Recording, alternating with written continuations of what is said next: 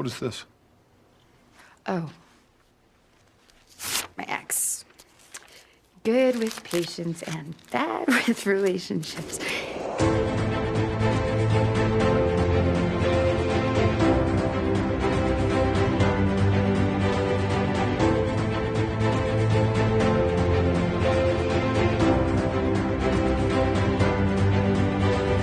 Hello and welcome back to A Stark Contrast, where we discuss the differences and the similarities from Marvel Comics to their MCU counterparts. And we're your hosts, Geoffrey and Dai. Hello, everybody. Hello, everybody. Welcome back to the pod in a very, very unique way this episode. It's a first milestone. We're trying something new. We're doing something a little remote. Yeah. A little zoomy. The world is gross. So we're taking some precautions. Do you want to fill them in? Do you want, I'm just gonna start it and end it that I went to Fan Expo Chicago and Chicago, try to work on that hygiene. Let's just say that much. Obviously, to the people listening only to the podcast, obviously you're not going to tell like what's going on. But Dai and I are both recording from home right now, just because, as Dai just said, she went to a con, and you know the con crud. The con crud was a little more cruddy this time around. And so we're just taking precaution, but we're still gonna find a way to record and give you guys an amazing episode, because this one's a good one. I am excited for this one. I hope so. Yeah, we've got a lot to chat about. But you know, per usual, first things first, there was some big Marvel news today, friend. 19 Emmy nominations. Just today. Yeah, I just saw all down Twitter. Yeah, that's so wild. So across and not films or anything, like Disney Plus shows. So the Emmy nominations. Yep. Yeah. So congrats to the cast and crew of Moon Knight, What If, Loki, and Hawkeye for their nominations. I mean, like, even if they don't win, it's like a big deal. I mean, that's so cool, right? Yeah, and I'm just glad to see like Hawkeye's in there. Of all shows. Okay. And of course, Moon Knight.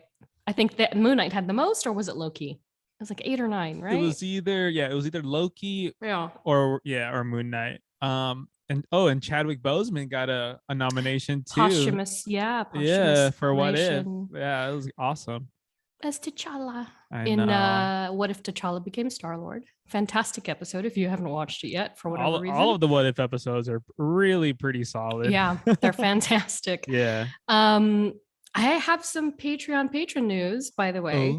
And this is my bad because I didn't check our mail after the last That's right. Right. But a gigantic thank you to Buddy of the Philippines. That's actually my cousin, for backing the show. Hey, the family's getting into it.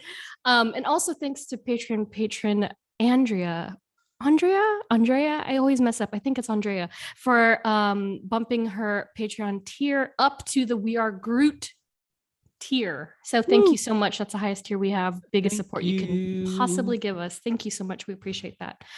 And then, I did have something that I meant to mention in the last episode, but we just got so derailed by the character itself. Sure. Or stayed on track and that I didn't mention it. But just after the new year, we received a gift from our friends at Marvel, a special preview of a new book we can finally talk about, titled Spider-Man's Social Dilemma. It's a new young adult novel from author and Spidey superfan Preeti Chibber. Apparently, this is the first of 3 books that Chibber will be releasing, and it focuses essentially on the usual Peter Parker story that we're used to. It's him in his youth, and he's trying to get by, and the woes of the teenage Peter Parker, as you would know it. Love that. And this one's kind of funny because, as it's called The Social Dilemma, it includes social media influencers. In a Peter Parker world? In a Peter Parker Spider-Man. world. Yeah. And funny enough, Mary Jane is one of the influencers. So Why am I not surprised? I know it. And of course, some appearances from like Sandman and other adversaries that we're used to with the Sinister Six and whatnot. The book actually hit shelves, I think today. So July 12th. July 12th. So go out and get a copy for yourself or the young adult Spider-Man fan in your life. And I'm putting the Nice. link in our show notes. I think the cover may differ from the one that I have here. So if you're watching the video version, be sure to just look for the main key art, which is this awesome cover. Yeah, more details in the show notes. Nice. Bam. Oh, and one last thing. Speaking of Fan Expo, I think you saw my story, Jeff, but I did pick up the only thing I bought at the show. Oh, that's right. So first and foremost, I just went like ham wild on cards. I bought a bunch of cards, a bunch of trading cards. So there was one booth that had a bunch of trading cards, and I was like, I'm gonna do it. So I got Spider-Man 30th anniversary trading cards from Gosh. and these are all vintage, right? Like I probably shouldn't have opened these, but I did You anyway. did? And these are from 1992. The first edition of Amazing Spider-Man from 1994. Okay. I don't know how that's whatever. X-Men Sanctuary stickers. These were, do you remember those a long time ago? They were like sticker books that you could get for like $1. Yeah. And these were like 25 cents. Of course. Now the packs are $4. So Ew. yeah, so that's that. So I bought a couple of those. I bought an international Spider-Verse pack that I refuse to show you the price of. All these cards are really, really cool. A couple of Marvel masterpieces. And then I found these, I think they're either, I don't know which Asian country they're from, but these MCU cards that you'll probably get some doubles of. They're pretty cool. They have like portraits and stuff with work from Andy Park and Ryan Meinerding. I got there eventually. So yeah. Oh, speaking of Spidey, can I add some things? Oh, Sure. I just showed you. I texted you, I think, a couple of days ago. So Kith, the streetwear brand Kith, oh my God. yeah, did a collaboration, funny enough, with the anniversary of Spider-Man. So recently, a couple of days ago, or no, yesterday. Big 60, by the way. It's Spider-Man's 60th anniversary. Okay, I didn't want to botch the number, and I was like 60, but he's been around for so much. I was like, wait. Yeah, 60. So 60th anniversary of Spider-Man. Kith did a collaboration with Marvel in that. So on Monday, which was yesterday, this is the first release. They had certain Spider-Man memorabilia, and I sent you a picture and stuff, and I was like, oh my God, this is like legit, like old school, like memorabilia. Yeah. And so, well, one, I didn't get anything because streetwear, bots for sure. And then, but on top of that, with every purchase with any purchase, they also made they collaborated on a story of a comic book. Like they have their own comic story with Spider-Man, and it has like the Kith branding in the panels and everything, which is really cool. And then this Friday they're releasing streetwear. They're releasing clothes. Like they made clothes. That's what I want. Yeah. So when Geoffrey first told me that this was happening, all we saw was the comic book and like the animation like teasers, and I was like, oh, that's cool. That's really cool. But I was like, but can I wear it? Like I want streetwear. Yeah. And we didn't see anything. Yeah, and of course, and then that merchandise stuff came up. Wait, but clarify for me, are they miniatures or are they like what is the scale of these things? Of which one? Oh, like the memorabilia stuff? Because I feel like the memorabilia stuff is like itty bitty. No, well, the memorabilia stuff is like, it's like as if you're going to a toy store in like the 80s or 90s and buying. Really? Like, I think so. And then I feel like they're miniatures. I mean, maybe. Yeah. But either way, it's cool stuff. Yeah. So I'm sure the streetwear is gonna go. I'm sure. I feel like that memorabilia thing was like a nostalgic thing of like, oh, remember when this was available at like KB Toys? Maybe, I don't know. Yeah. Oh yeah, 100%. So they had that, but then they just released like the pictures of the clothing, I think today. I was gonna buy you one because I don't know if I was gonna wear it much, but like I like some of the stuff that Cool. that it likes, because with every purchase it comes with that comic book. So I'm going to try to buy something on Friday, A hero. and I'm going to hope that there's multiple quantities of clothes. Godspeed. But I was like, oh, this is Wow. actually cool. Like, wow, like both of my worlds like colliding, like streetwear that I love and then comics. So that's really cool. I really like that that collaboration between them. That's awesome. Oh, I Yeah. can't wait to see it. Yeah, I haven't seen the streetwear yet, but I almost. Oh yeah, I'll send you like the link. As I'm wearing like a Tokidoki Thor shirt, by the Oh, way. nice. You remember Tokidoki? Like, hey, I pretend it's Jane. do. Right? It's like it was an Italian designer anyway. Okay. It's not Kith. So okay. So I guess with that said, let's get on. Oh, you know what? One more thing. Ms. Marvel will be concluded by the time that this episode drops. That is true. So if you haven't seen the series yet and you're more of a binger, please go watch that show. It is truly like among a diverse group of fans are all agreeing like it's the best thing that Marvel's put out in a long time. It's just so great. It's so different, but it's like it feels like so much like the same, like in an MCU universe. Yeah. But if you look into the nitty-gritty of it, it's really different. Yeah, I think so too. Can't wait to talk about it more, which we will in a few weeks. So yeah, reminder, we're not experts. We don't claim to be. We're just a couple of nerds nerding out. If you have any comments, please reach out. Tell us. We want to hear your thoughts. We love it. More and more people are coming out of the woodwork and I love it. So let's go.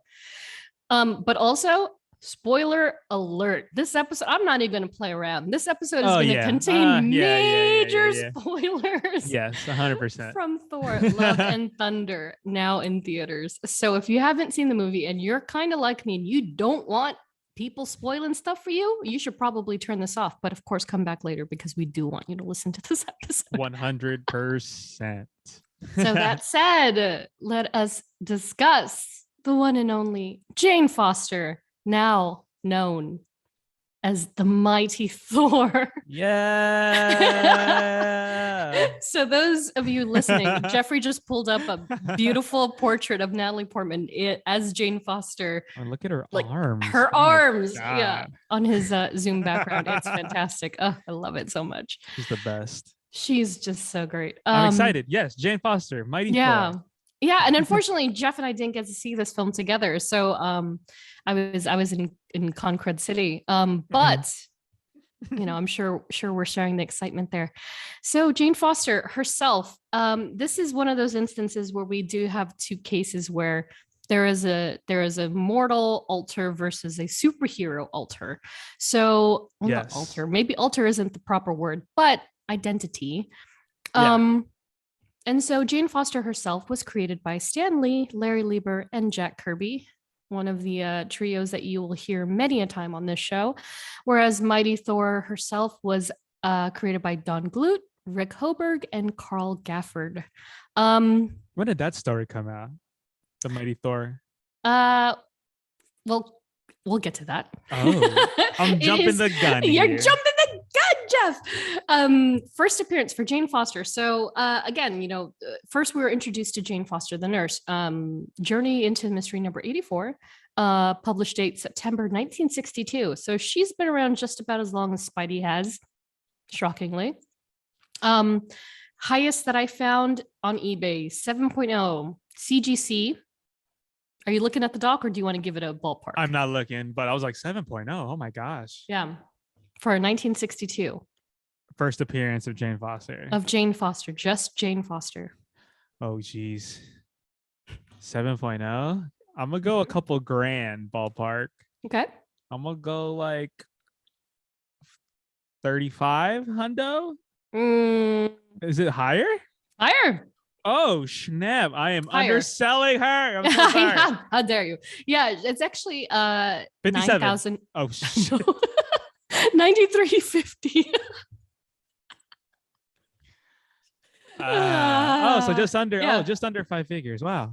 Just under five figures, yeah. So $9,350 7.0 for grade? 7.0. So if you got something better, she's probably 10 grand, give or take. But this is also because this is Thor's second official appearance in the comics. So it's not only Jane's first, but also because it's a second appearance for a major character. People who can't quite get that first journey of the mystery into the mystery are going to go for the second, maybe because it's got two characters instead. Yeah. So of course that bumps up the value. The lowest I found was 4.0 CGC, $700. So if you're a casual fan or a hardcore fan that doesn't mind so much about the quality of the comic, get you a 4.0 because that's only $700. Probably whoever bought that comic too probably bought it for like 10 cents. Yeah, they got it for 10 cents, or they like got it for maybe 125 when before the MCU even started to be a thing. Like, can you imagine? Oh my gosh. Times before 2000s, I bet were just they were quite different for comics. I mean, people just sitting on gold and they don't even know. Yeah. Now it's just inflation all over the place. So that's kind of crazy. And then on the other side of the spectrum, we have Mighty Thor, whose first appearance, believe it or not, was in What If number 10, August 1978.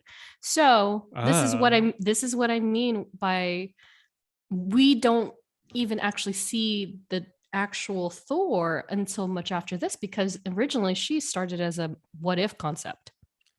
Interesting. Like, what if Jane Foster had the worthiness of Mjolnir or Thor? Exactly it. I believe it's what if Jane Foster had Thor's hammer.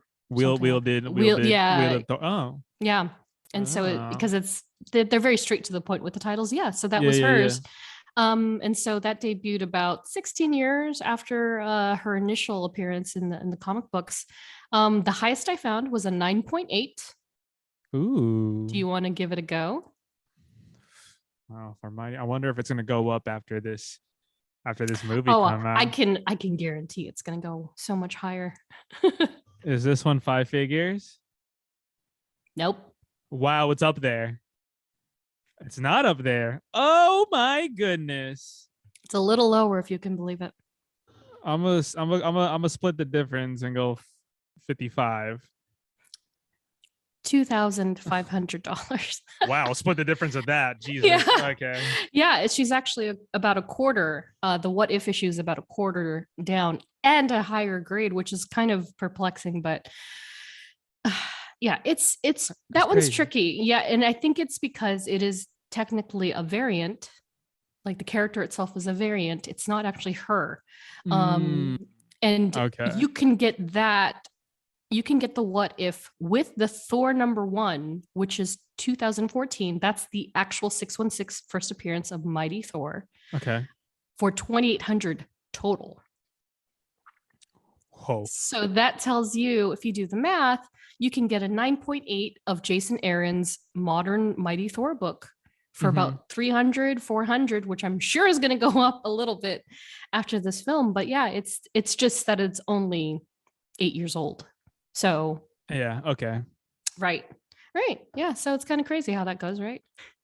Oh, and the lowest that I found was of the what if is a 2.5 CGC, $75. Whoa.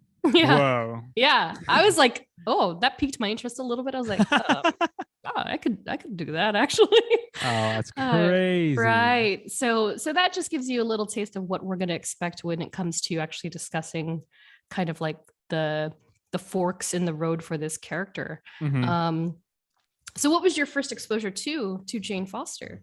Is that I'm pretty sure it was like the movies. So definitely first Thor. Nat Portman. And correct me if I'm wrong, but isn't she the first character to have a first line in that film? Do you remember? Because the first Thor movie started with them in the desert, right? Chasing something So maybe. Right. Yes. I think she's because she's driving and she's like, Darcy, keep driving. I can see them. Exactly. Yeah. I think so. That's so crazy. So this is not really a spoiler, but I think she started the entire Thor franchise with her first line, and she's ending it or at least her tenure in the series with the last line, because I think she closes out Love and Thunder At the very, very end. at the very, very end. So that's kind of cool. So again, Mighty Thor is a modern character, so I don't know that I have even digital cards of her, trading cards, because she did not come to play again, at least formally, until 2014. But yeah, I know Mighty Thor is really relatively new. Yeah. Quite not. I think she's newer than Winter Soldier. Wow, that came out and all them. That came out after the first Thor movie came out. Exactly, which is kind of like, yeah. So conceptually, like, wonder what came first, chicken or egg in that instance. Yeah, you know what I mean? I remember seeing an interview with Taika recently, Waititi, the director, and then I think that was like one of the selling points of getting Nat Portman to come back. It was like, well, there's this storyline, and how would you feel about it? And that's kind of like what got her to come back. And I'm like, thank God, Yeah, what a reason. It's a great storyline. Yeah. So I guess we'll just dive into the comics first and foremost. So initially she was named Jane Nelson, which makes that, what is that gross? Because it's so basic. Nelson. Jane Nelson. So Jane Nelson, she was there's something about Jane Foster though, I will say that. Like you hear Jane Nelson. I'm so sorry to all the Jane Nelsons out there. Nothing. But you hear Jane Nelson versus Jane Foster. You're like, yes. Yeah, I like it. So yeah, she was initially named and introduced as Jane Nelson. So Jane was a nurse assisting a doctor by the name of Donald Blake. Do you remember Donald Blake, Jeff? Yes. What did we learn about Donald Blake? Well, wasn't he like, oh shoot, Dr. Dude. Dr. Donald Blake. So quick refresher on Donald Blake. In the books, Odin the god, not Odin the dog, sent his immortal son Thor back to Earth to learn about humility and, because he was so pompous as a god, right? He just didn't live up to the king's expectations. So Odin sent him back to Earth in a mortal form, guised as Dr. Donald Blake. And something that they constantly call him in the books, at least in the old books, was that he was lame. Lame Dr. Blake, lame. Oh, you're so lame. If I wasn't so lame, maybe women would love me better. And so Blake came across the walking stick in the cave, and then he hit it on the ground and it transformed into Thor. And if he hit it 2 times, it would cause a hurricane. And then if he did it 3 times, he'd go back to normal. So Jane served as the assistant to that guy. And so he was off being Thor every now and then Jane was sort of one of the sideline characters that would be introduced every now and then, where she's just Nurse Jane Foster or Jane Nelson for an unassumed amount of time. Yeah. And of course, like many of our classic pairings, the two thought they were stuck in a matter of unrequited love. So they actually were both in love with one another, but the other never knew what the other one was feeling. So they harbored these deep feelings, but they were always expressed in thought bubbles. And so it'd be like, oh, if only Jane knew what I felt for her. And then she would just be like, oh, if Donald only told me what he thought of me. And they never said anything to each other. Never say anything to each other because it's classic trope of the Silver Age. But by Thor number 136, she was officially renamed to Jane Foster. 52 issues after her initial debut, which calculates into 5 years after she came on the scene at all. And so I dropped into our shared folder, so you can take a look at it at any time you want. But I have comparisons because they even went as far as to change her actual appearance.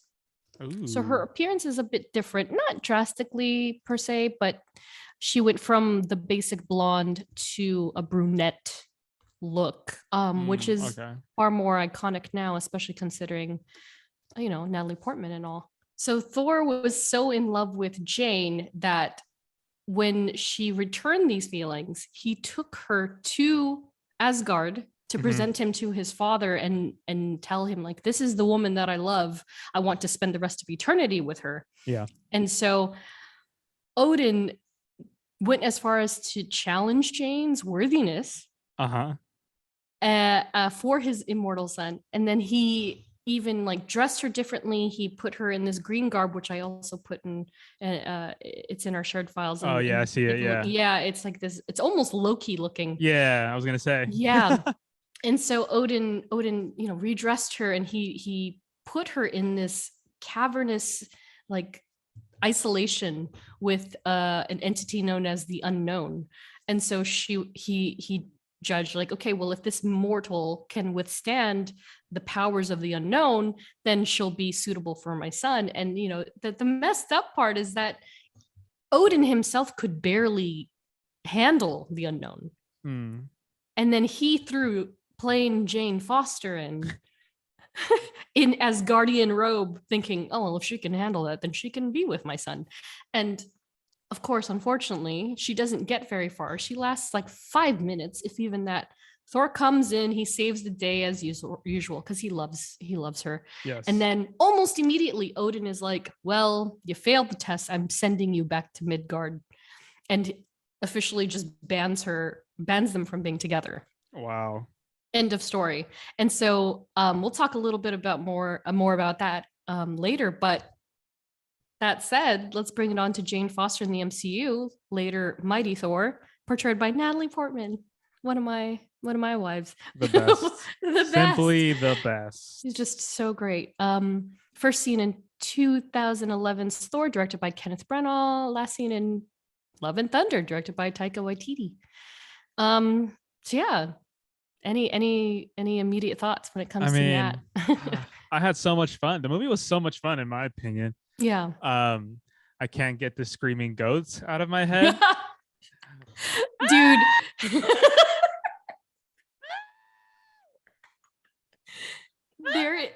There is, oh my gosh, that's so good.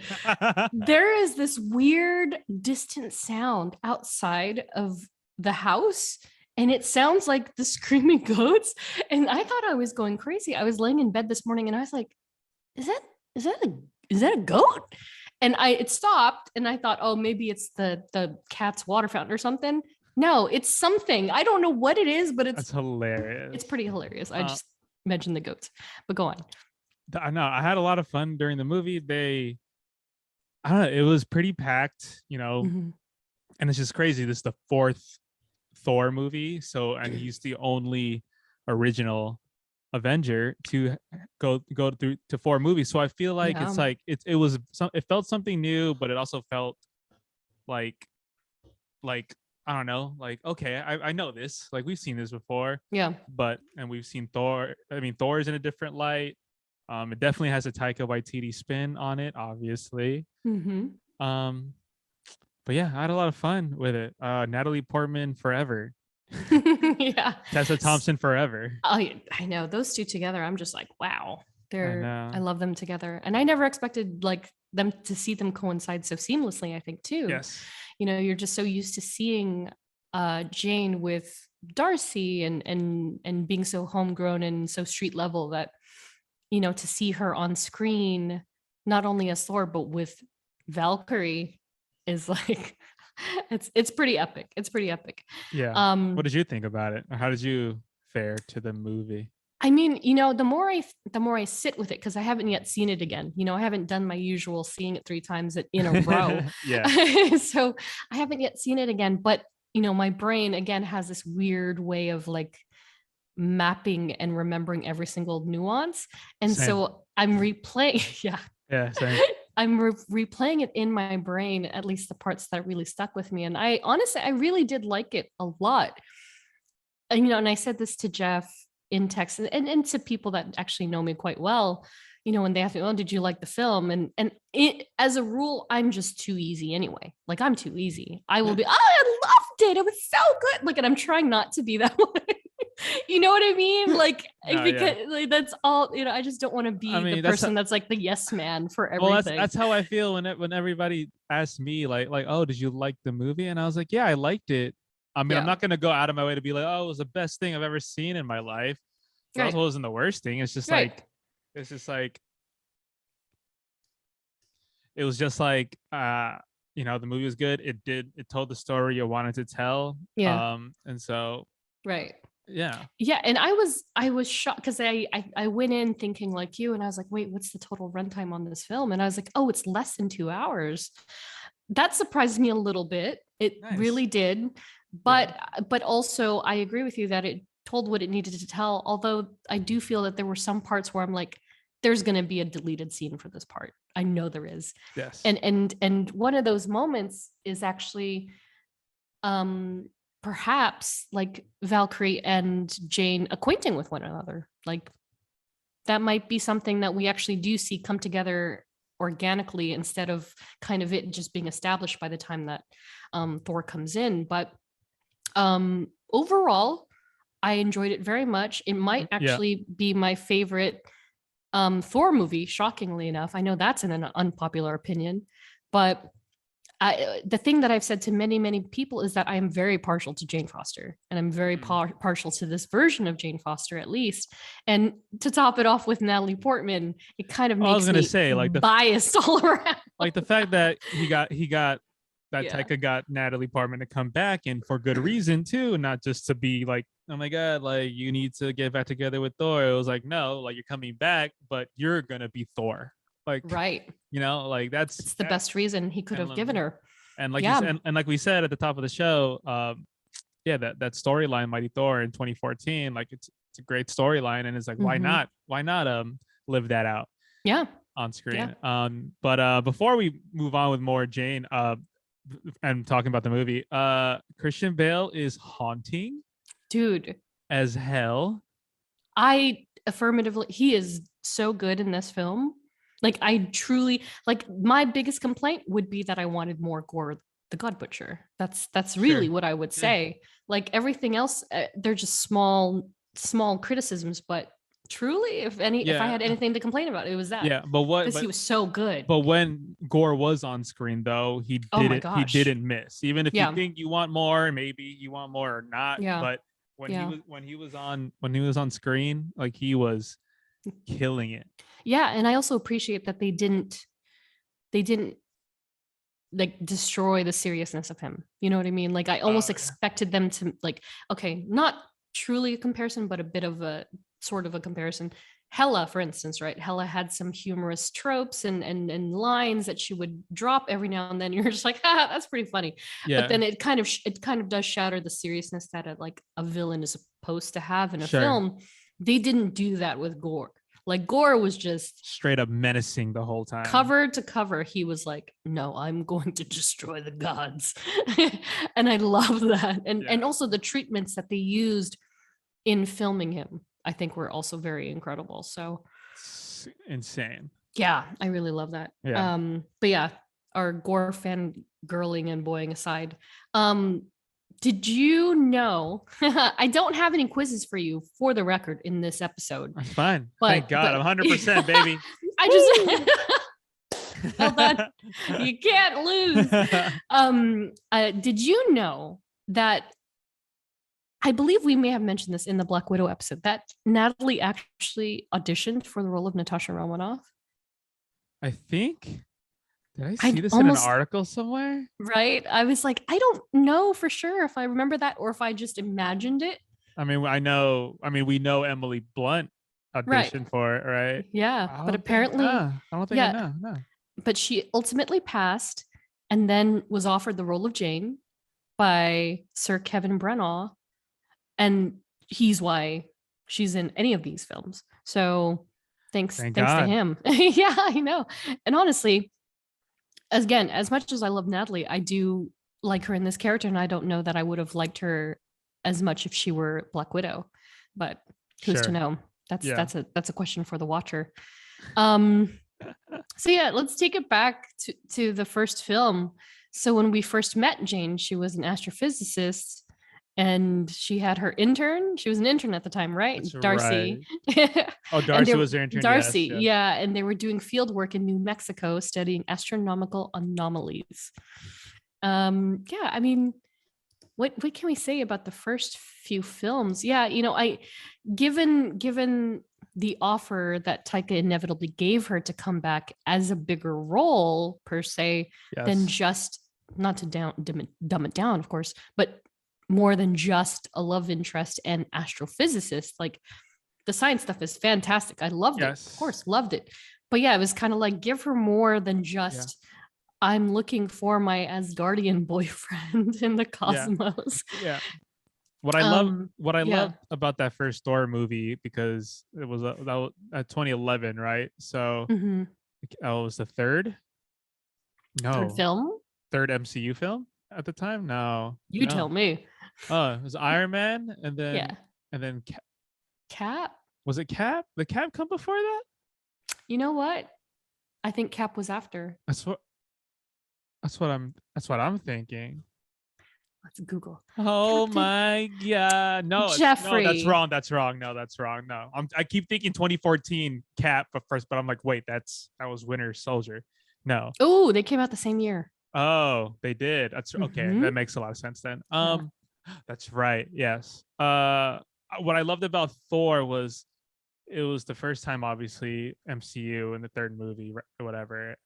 It was showing like just how black and white, like night and day. Like, you have this Norse god mythology, like of Asgard, and then you flip it back to Earth, seeing like Earth life and everything. Thor was second. Oh, pain. 2 months before, May 2011, and Cap was July 2011. That's dangerous. It's too close to each other. That is super. I never would have imagined they would have done that, but I don't know. So seeing like that difference of like, oh, this royal high life, and then boom, you're on Earth and just people doing science like under the radar type of thing. That's what I liked about it. And then seeing those worlds collide, like seeing Thor in a mortal, in a Midgard like setting, and then Jane discovering like, oh, so there is like another realm, like there is there is another universe type of thing. Like, that was really cool. I like that integration, and I love like how smart she is and like just genius she really is. Right. Yeah. And I think that's one of those nerdy things that really drew me to her as a character. Also, aside the fact that she is portrayed by Natalie Portman, is just that the MCU doesn't really mess around with when it comes to some of their leading ladies, and some of these ladies are just like powerhouses when it comes to the smarts, right? Yeah. Like, the guys have the big brawn, but they got the big brain. I love that. So yeah, from the get-go, I kind of loved her. I loved her dynamic with Darcy. I don't remember, what was their intern's name? I didn't mention him in our notes, but the intern that they had in Dark World. Oh God, the guy that that Darcy also dated. Like, oh, we're dating now. Like, he's my boyfriend. Exactly, he was great too. But yeah, I love that. I love the little ragtime like scientific nerd group. Yeah. And then I guess we'll go back to the Thor side, because that's who we really want to talk about. So when it came to the comics, this is a rare instance where the origin of the character stemmed outside of the 616 entirely. So like I mentioned before, she stemmed from the What If series, which was just like all of those stories. Yes. They all ended quite dark. They're quite like the series, where they were intended to be one shots. Sometimes they intersect, but they weren't meant to be taken very seriously, at least as far as canon goes. But the origin featured in What If, the comic, is quite similar to that of Mighty Thor, in that actually Thor himself, that Jane Foster she actually goes to the site with Donald Blake, and so he's not alone in that scenario, whereas before he was just by himself, and then like the Korg people, the rock people, come from Saturn. Right. Yeah. So instead of him being alone, Jane is actually with him in the What If. And so as they're having this runaround with the rock people, Jane's like, oh, he drops his cane. He had a walking stick already. He drops the walking stick. She's like, I'll go get it. I'll go fetch it for you. And she goes skimming down this mountain to retrieve it. And that's how she finds the cave. That's how she finds the magic stick. Mhm. And then the rest of the story is very similar. She does the same thing. She hits it once. She turns into Mighty Thor. She hits it twice. It turns into a hurricane, or she summons thunder. But the major difference, the one major difference between the original origin story and Jane's is that she actually gives the stick back to Donald Blake. She gives it to Donald Blake. Huh. And somehow the stick is no longer the vessel of vessels that changes Thor, or the person into Thor. Now this is so bizarre. This is so like 70s, right? She at some point chopped down a tree in the Norwegian forest. Okay. And she carved a hand brush. So she made a brush out of it. And so she keeps it in her purse. Uh-huh. So when she's back in New York and she needs to become Thor, she pulls out her hand brush and she becomes Thor. Wow. I was like, okay, you can tell that there is a specific type of people's missing from the writer's room. A brush. Like, oh my gosh, they went there. And believe it or not, gigantic, biggest stark contrast, if you will, in the What If comic, she didn't go by Thor. She went by Thordis. Thordis? Thordis. What is? No idea. Like, What is even that? Thordis. Sounds No like idea. a Thordis. Sounds like a. I don't even know. No idea. I'm just glad they didn't adapt that, actually. And then for 616 Thor. So her first true appearance didn't occur until Thor #1, Mhm. October 2014, penned by Jason Aaron, drawn by, oh my God, Russell Dodderman. If you're not familiar with Russell Dodderman, my gosh, that guy, woo. He's well known, at least more modernly, for his work on the X-Men Gala stuff. So he did all that Okay. high-end fashion look stuff. His style, I'm just gonna fangirl over his art real quick. He's just so clean and he's got so much depth in his work. Mhm. And he's generally colored by Matt Wilson, who is also fantastic. Them together, they're just a lethal like combination of comic book creators. It's amazing. Yeah. But so Russell drew most of the first runs. So that team actually picked up after a 36-year gap Mhm. between the What If issue and the 616 canon. So it's one of those things where I'm kind of like, I'm curious, because to your point, the series started 3 years after the film came out, yes. right? And so also you would imagine they started conceptualizing at least in 2012. So were they presented did they see the success of Thor and they were like, you know what? Jane Foster deserves a better story. Like maybe we pick that up and actually make it real. I would love to know more about that. I don't think there's anything out there that really identifies that, but sheesh, I would love to know. Mhm. And so when it comes to 616 origin story, hers is a little different, although it is quite similar to what you will note from the film in many ways.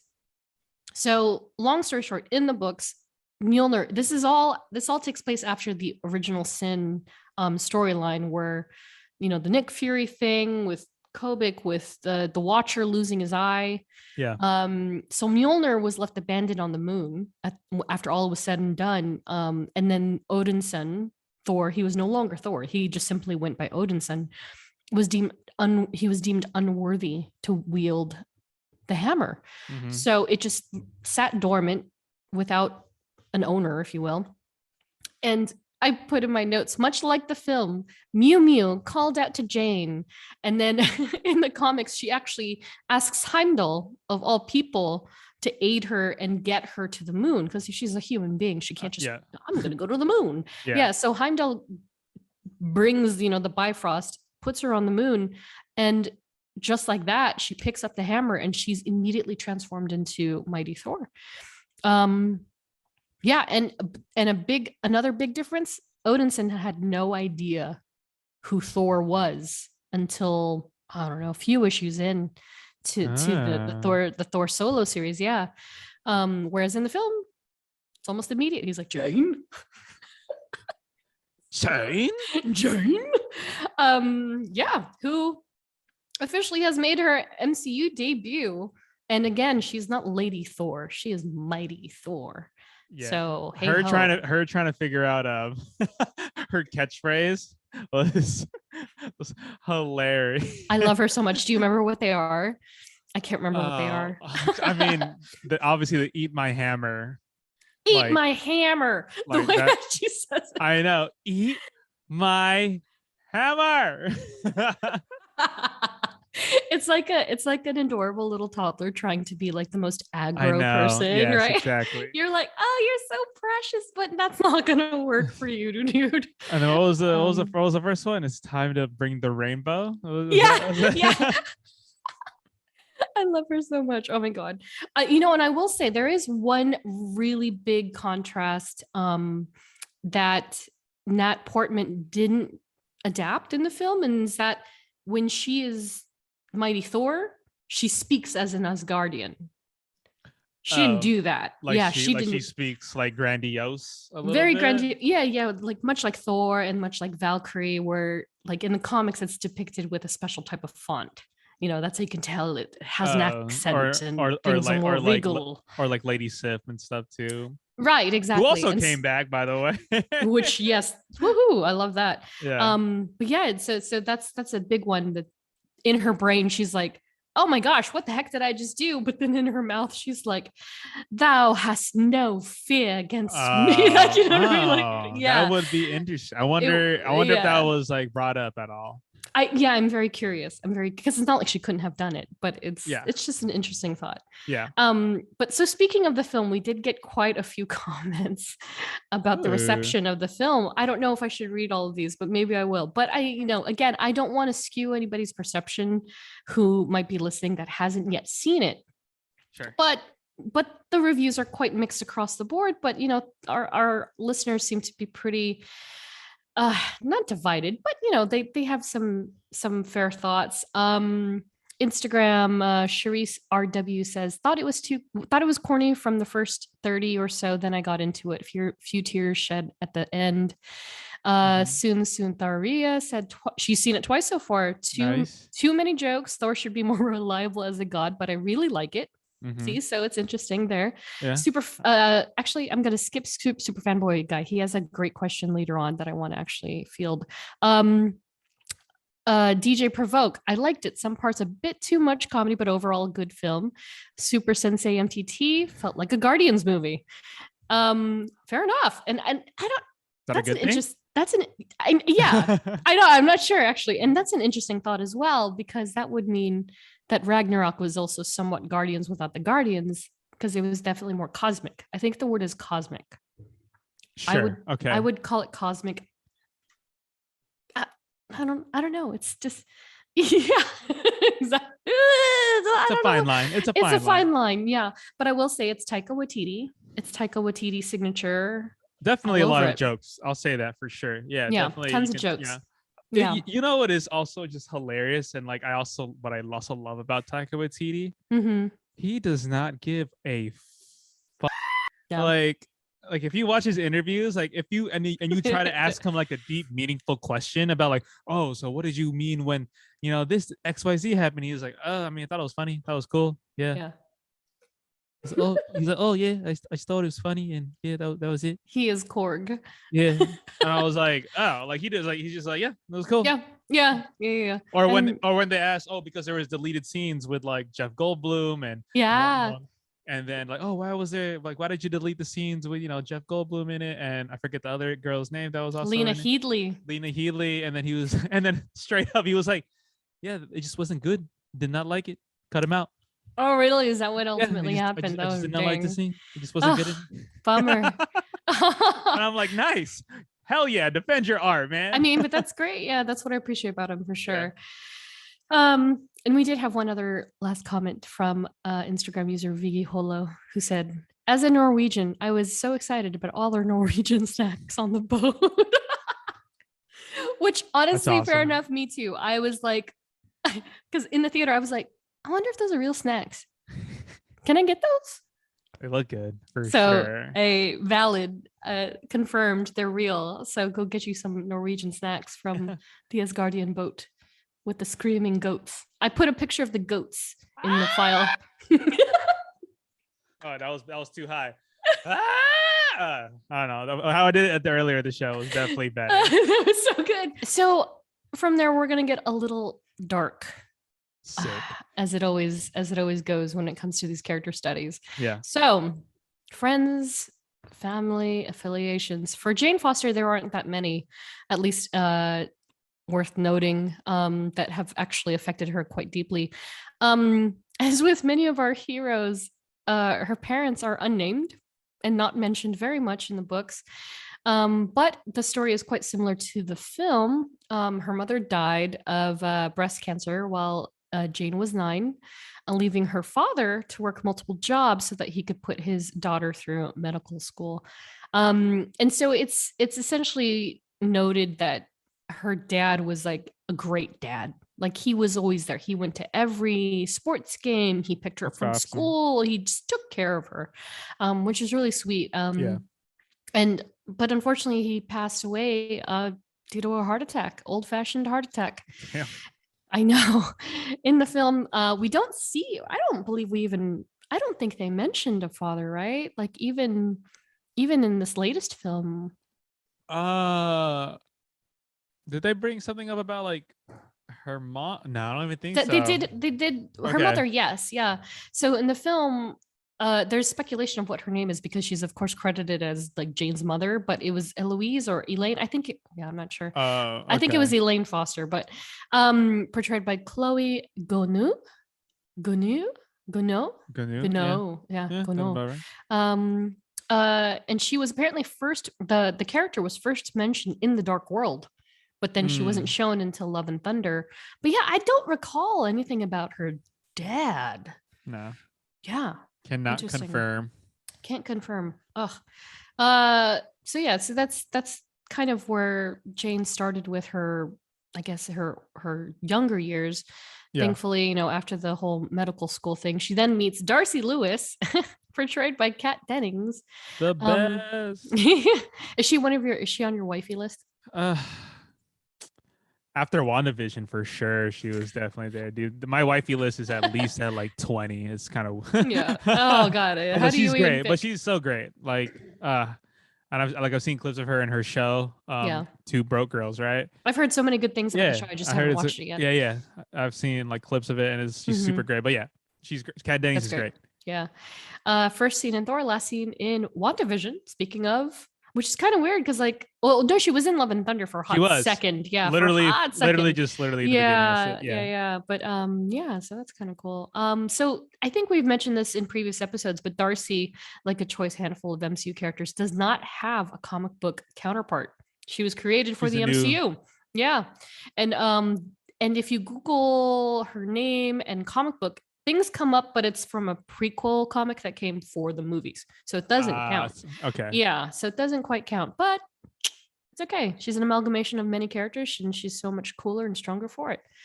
That brings us to King Valkyrie, portrayed by Tessa Thompson. Oh, yeah. And yeah, she's fairly new to the MCU. I mean, not again, but like as we always often say, like this is a character we haven't covered yet, and she is absolutely worthwhile to have her own episode at some point. So we won't get too deep into her, but yeah, let's talk about Valkyrie and Val and Jane for a bit. I like how Valkyrie's story is slowly like peeling away the layers, like yeah, like from Thor Ragnarok, she helped she helped get back Asgard, and then and then at the end of Endgame she became king of Asgard, Mm-hmm. and then now she's still king, but she's still getting over that trauma of what Hela did to Yeah. her the girl Valkyries. to the Yeah. Valkyries, and then her girlfriend, right? Her Mm-hmm. lover. Yeah. Mm-hmm. So she's kind of slowly getting over that. But yeah, where she goes now, since Yeah. I really wish there was more like Valkyrie, Mighty Thor. Yeah. And this is kind of what I mean, right? Like after Jane returns to New Asgard or visits New Asgard, because I think it's the first time she's actually ever been there. Yeah. After Mjolnir is kind of summoned, that the next time we see her, she's already in battle, and then like here comes Thor, and Val's like, "Oh, you're gonna love the new guy." Oh yeah. Yeah. So there's And probably so there's probably deleted scenes in that there's stuff, but gotta be, right? But I would also get why they would cut it out, because if it just stalemates the story, Yeah. there's no point to leave it in and Yeah. just be like, okay, well, Yeah. no. It's very true, because it's really enthralling to kind of see her come in. Yeah. You don't quite get to see the full scope of like what Mighty Thor is all about Yeah. until Yeah. until Val like is just, it does say Yeah. that line, and he's like, what? Yeah, exactly. And I think it was a cool reveal, like not only to the audience, but to Yeah. Thor himself. Right, for sure. So in the comic book side, Val originated as Brunhilde in the comics, and that's her name canonically in the MCU as well. They just don't call her that.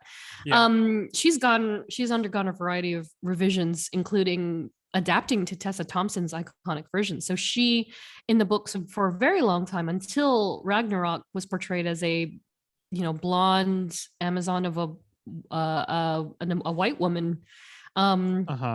And then once Tessa Thompson's came around, they, in the Exiles, introduced a character that looked exactly like Tessa Thompson, and so she was a person of color, and she had the amazing braids, and her garb was even updated to look more authentic and cool, and not so, passed down upon generations of comics from the Silver Age. Yeah. And it really made her unique. So after leaving her mantle as Thor, Jane actually took on the role of Valkyrie in the books. So she was Mighty Thor for quite a while, for a few years. There's a gigantic arc called The War of the Realms, also penned by Jason Aaron, where Valkyrie laid slain after Malekith's onslaught.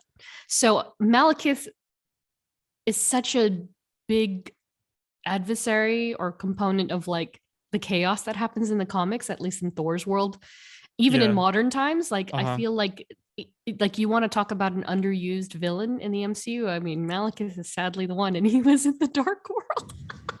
It's too bad. But also, to their defense, Malekith is quite more, he's a bit more mischievous in the books, he's a bit more playful in a weirdly chaotic sense, where I think in Dark World he was just so tonally dark and dismal and almost too serious for life. Sure. Like people couldn't deal with it. Like I think that's part of why Dark World isn't received so well, is that it's not so, it's almost doom and gloom the entire film, maybe. Like I don't know.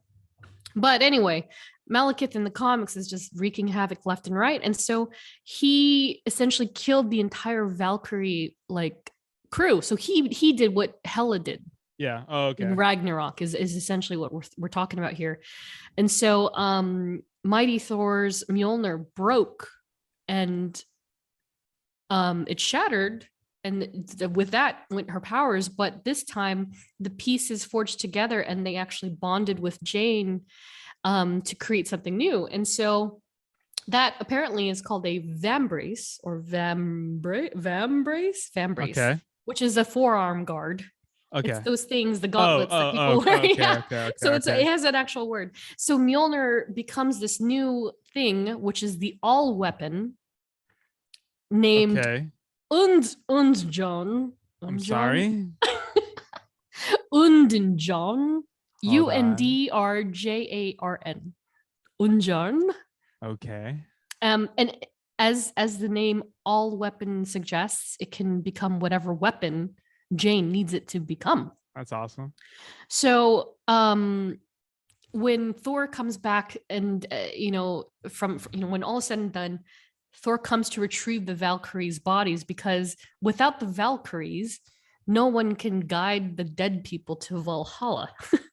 So his concerns started to crumble of like, oh, what do they do now? Where are they going to go? And the whole spiritual aspect that makes Thor himself. Yeah. Jane was witness to that. So by this point, Jane has survived cancer, and she's good. Yeah. She's actively a practitioner again, as a medical doctor, and so when she realizes that Thor's kind of, like, it's like they're saving each other, right? They're constantly saving one another. So when Thor's starting to lose hope, this new Vambrace like almost awakens the Valkyries' souls, and they're like, and Brunhild herself looks to Jane, and they're like, wow, what the hell? Because they're like, they're supposed to be dead. And she essentially, like, propositions her. She's like, are you willing to become the Valkyrie for us? And she says, if I do, what did she say? I'll do what I must, if it is what I must do. And so she takes on the role of Valkyrie. Whoa. Yeah. And did I put, yes, I put, look in our folder, Valkyrie. And then Brunhild herself, I name you Valkyrie. Whoa. And then, yeah. And so she's got this very awesome outfit. It's almost reminiscent of her Thor garb, but just simplified. It's so good. It's so good. So that's actually Jane now. She is Valkyrie in the comics. Oh, nice. So yeah. So I don't know. Like, I don't want to jump too much into like what if land, but that would be an interesting take if in the MCU, because she is now in Valhalla, right? It would be. Yeah. I just saw an interview with Taika. It's funny because you know how at the end of Thor it says Thor will return. Mm-hmm. So they did an interview, Chris Hemsworth and Taika. They said, "Oh, they're at the premiere," and they saw that, and they were like, "He is."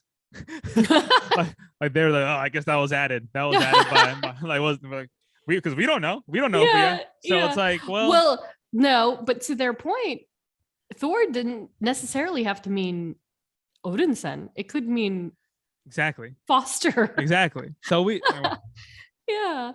I would love to see Natalie Portman come back as, obviously she came back as Mighty Thor, maybe she can, but then also leader of the Valkyries.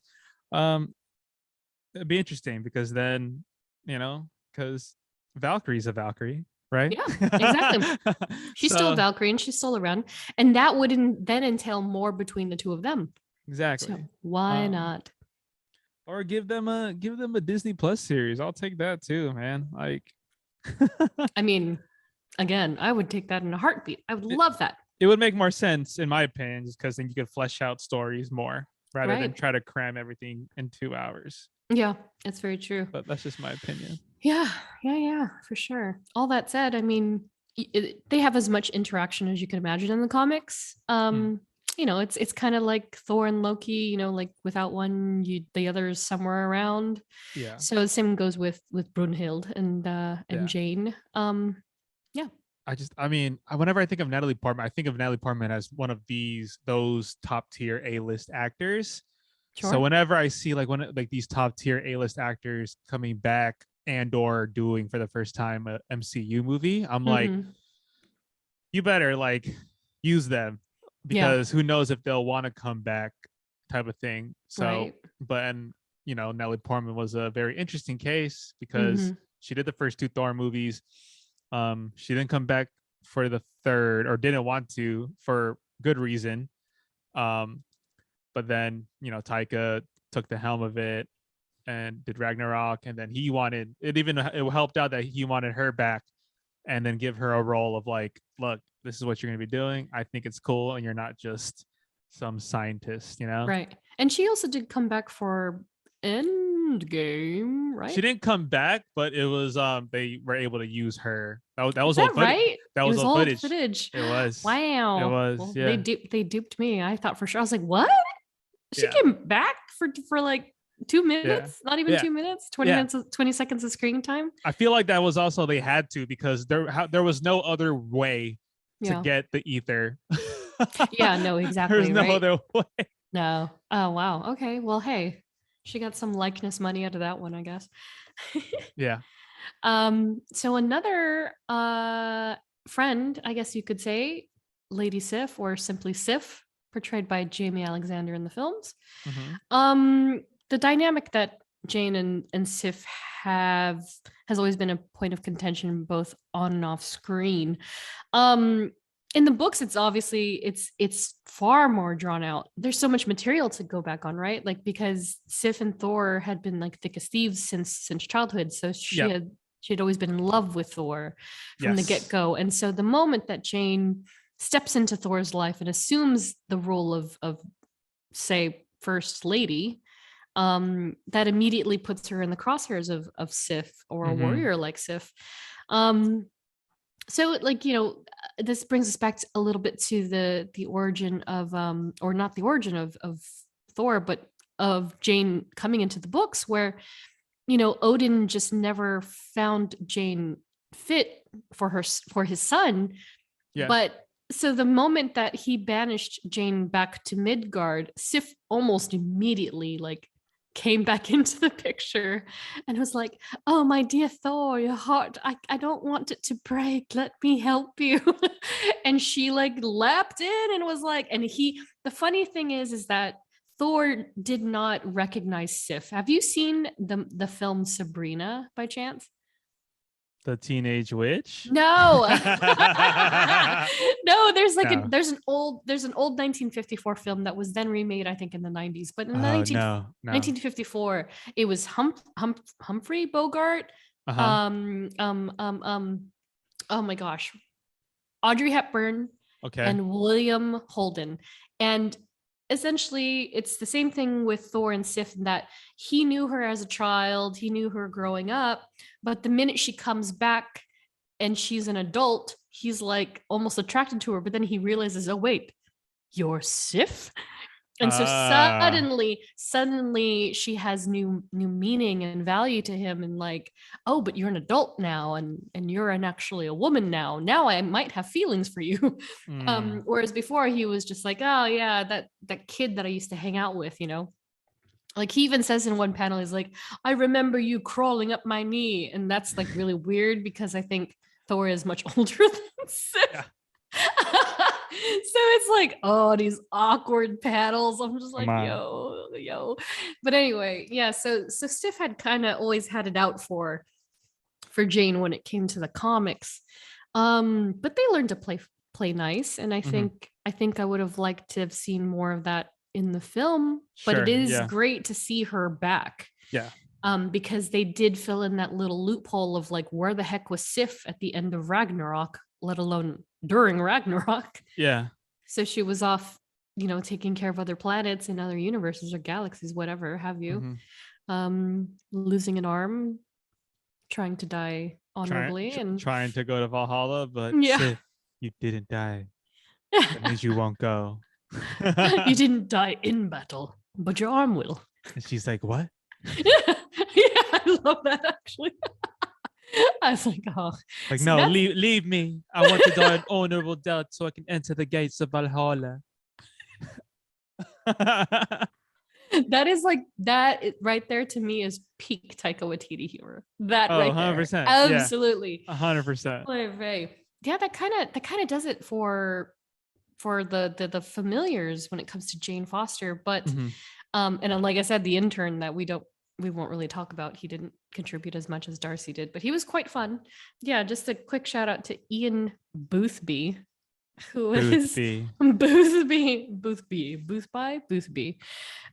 was Jane's second intern, portrayed by Jonathan Howard in Thor Dark World. Yeah.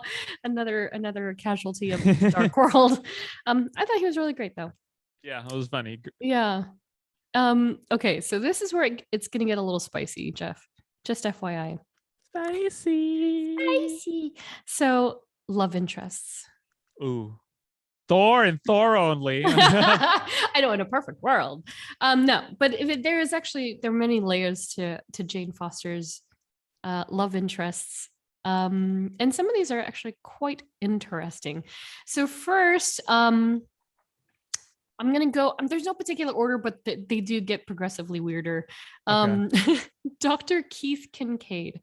So, Dr. Kincaid, what can be said about Dr. Kincaid? He was actually the human that Odin based Donald Blake on. So when he was creating the mortal Donald Blake, he took Kincaid as like his prototype, like example. Like, I'm gonna make a human just like him, and then I'm gonna put my son in that body, and then he's gonna have to find himself.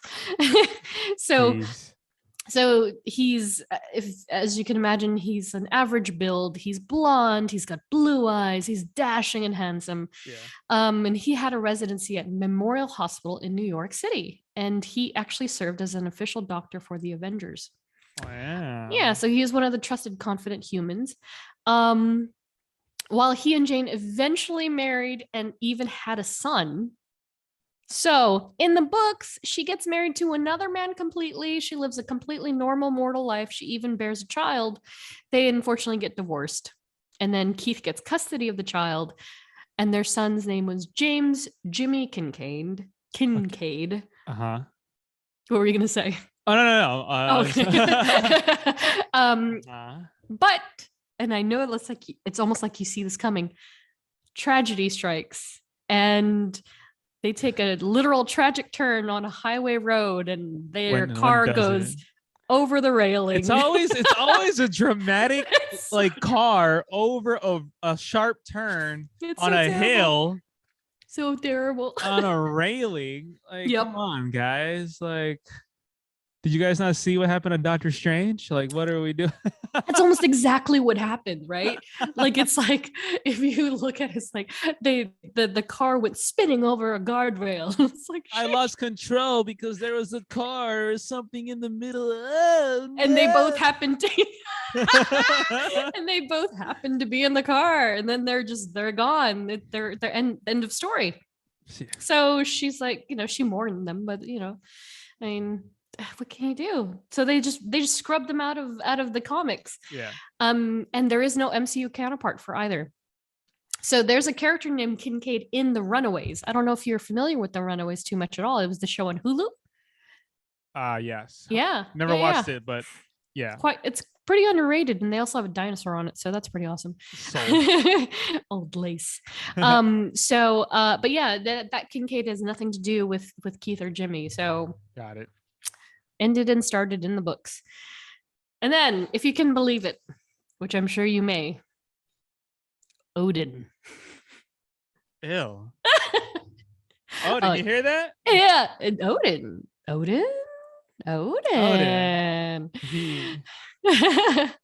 He's like, yeah, back in that day. Spring break, once upon a time.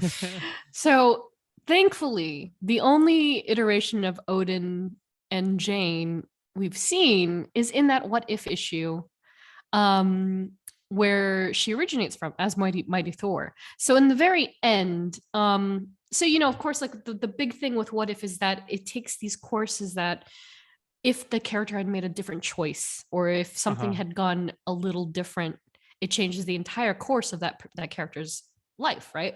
Yeah. And so in What If, because Jane became Thor, Thor was still Donald Blake.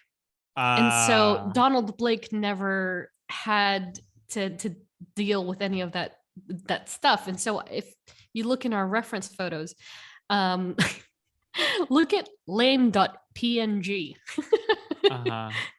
And it is a panel of Lady Sif, actually.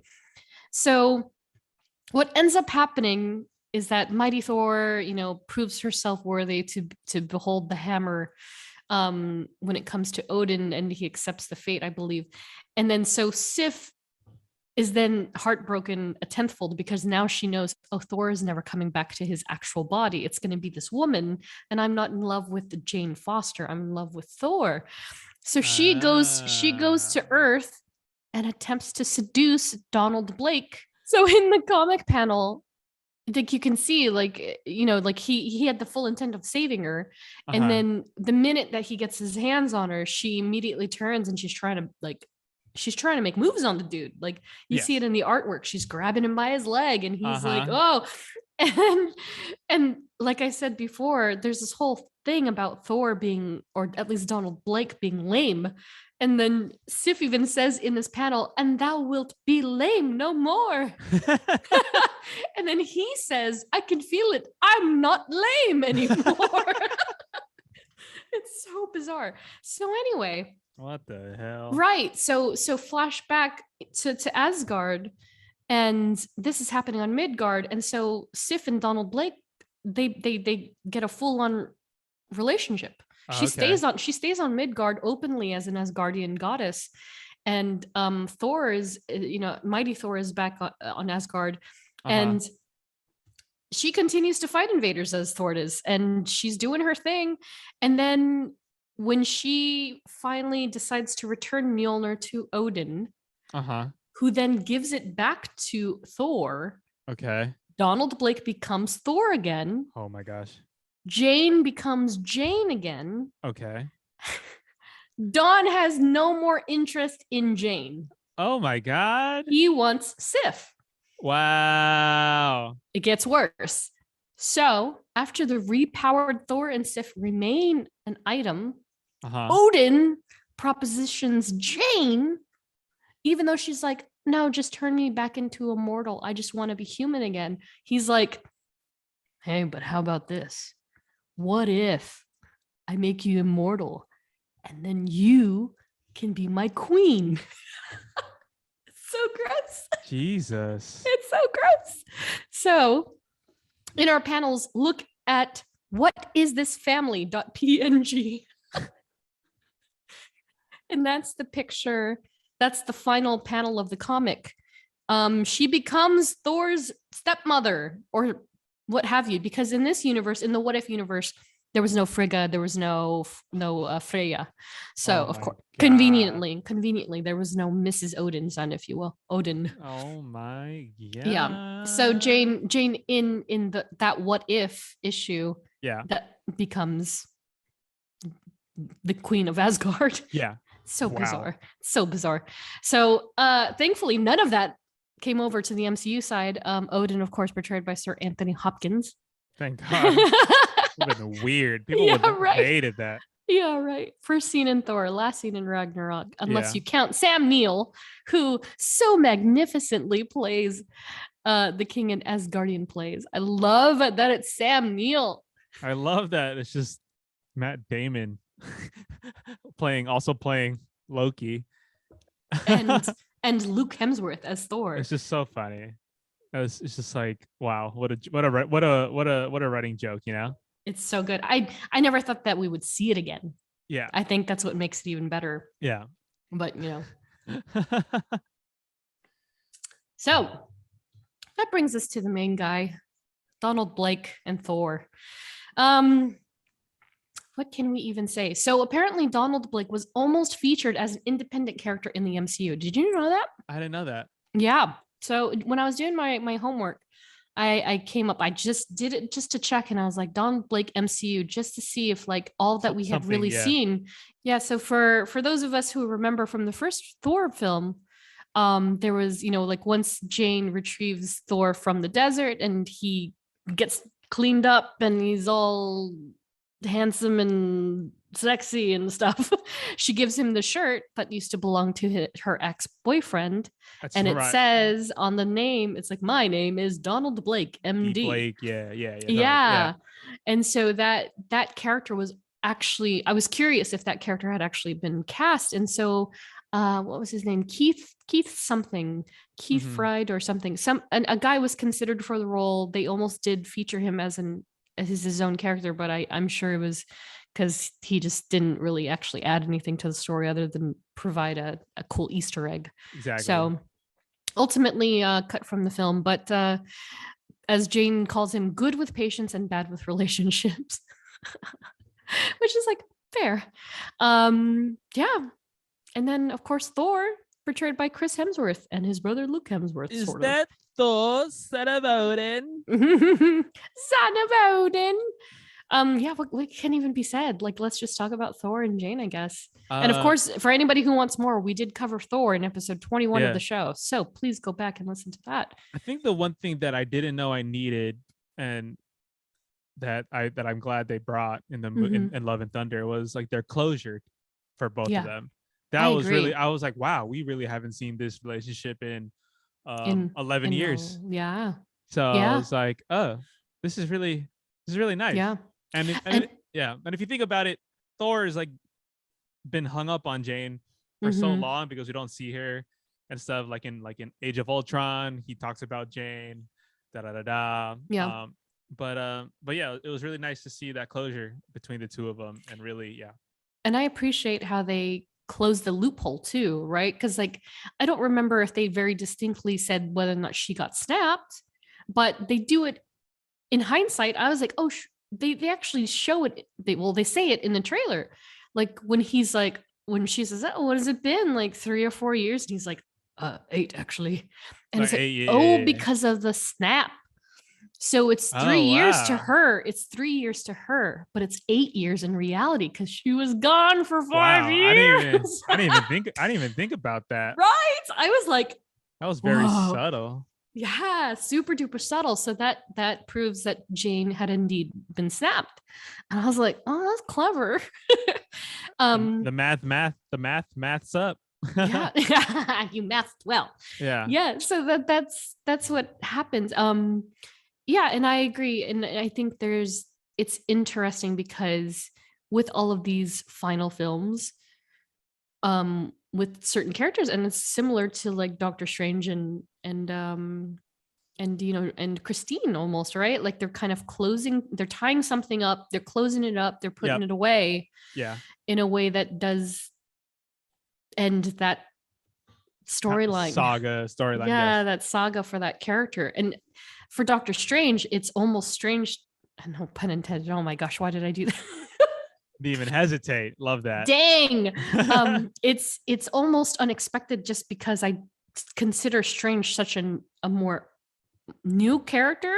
Like I don't consider him like an Avenger oldie, if you will. Sure. So to see his storyline kind of tie up before Thor's did is kind of wild if you think about it. But yeah, like everything that we've said previously, I really do appreciate that they kind of brought her back and for the right reasons. And that, although I will say it was kind of unfortunate to have it go away so quickly because it is just the length of the film. Yeah, but it was also kind of like, well, if you know the comic book storyline, that's kind of why she wields the mantle of Thor, is because she has cancer. Exactly. So it's like, well, yeah, there's only one of two ways this is gonna go, Yeah, exactly. Oh, it's so terrible. Yeah, and I saw a couple of outlets, it might have been IGN or Comic Book or somebody, but they put out a poll and they were like, oh, so who, are Jane and Thor a good couple? What do you think? I didn't answer. I didn't look at the answers either. I was just like, well, off the top, my gut says yes. Yeah. But once you go into like the nuances and nitty grittiness, like he's a god, she's a scientist. Like, would it work? It's like it's literally like a Doctor Strange Christine situation, just two different polar opposites, but their connecting thing is she wields the mantle of Mighty Thor, and that's because, and this is a little bit of a tangent, but this is where I was going to be like, how are they going to show that she's worthy of wielding Mjolnir?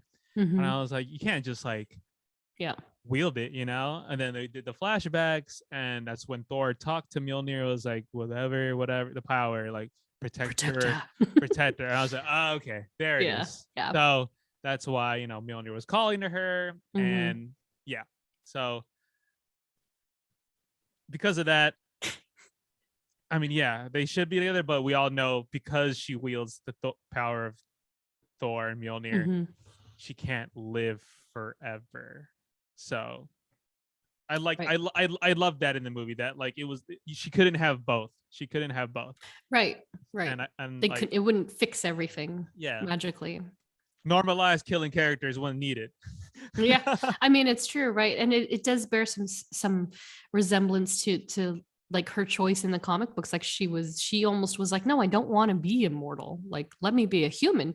And that's also how in the comics she does find out or figure out that, oh, it's not all sunshine and roses. Like, Yeah. sure, she can be the goddess of thunder or the god of thunder, but the minute she loses the minute the magic goes away, it's not only back to basic cancer patient, but it's also how did they put it? They put it very well in the synopsis. But like the magic strips away all of the chemotherapy, and so her body is quite literally losing those essential the things that she's building up, the immune system that she's building up each time.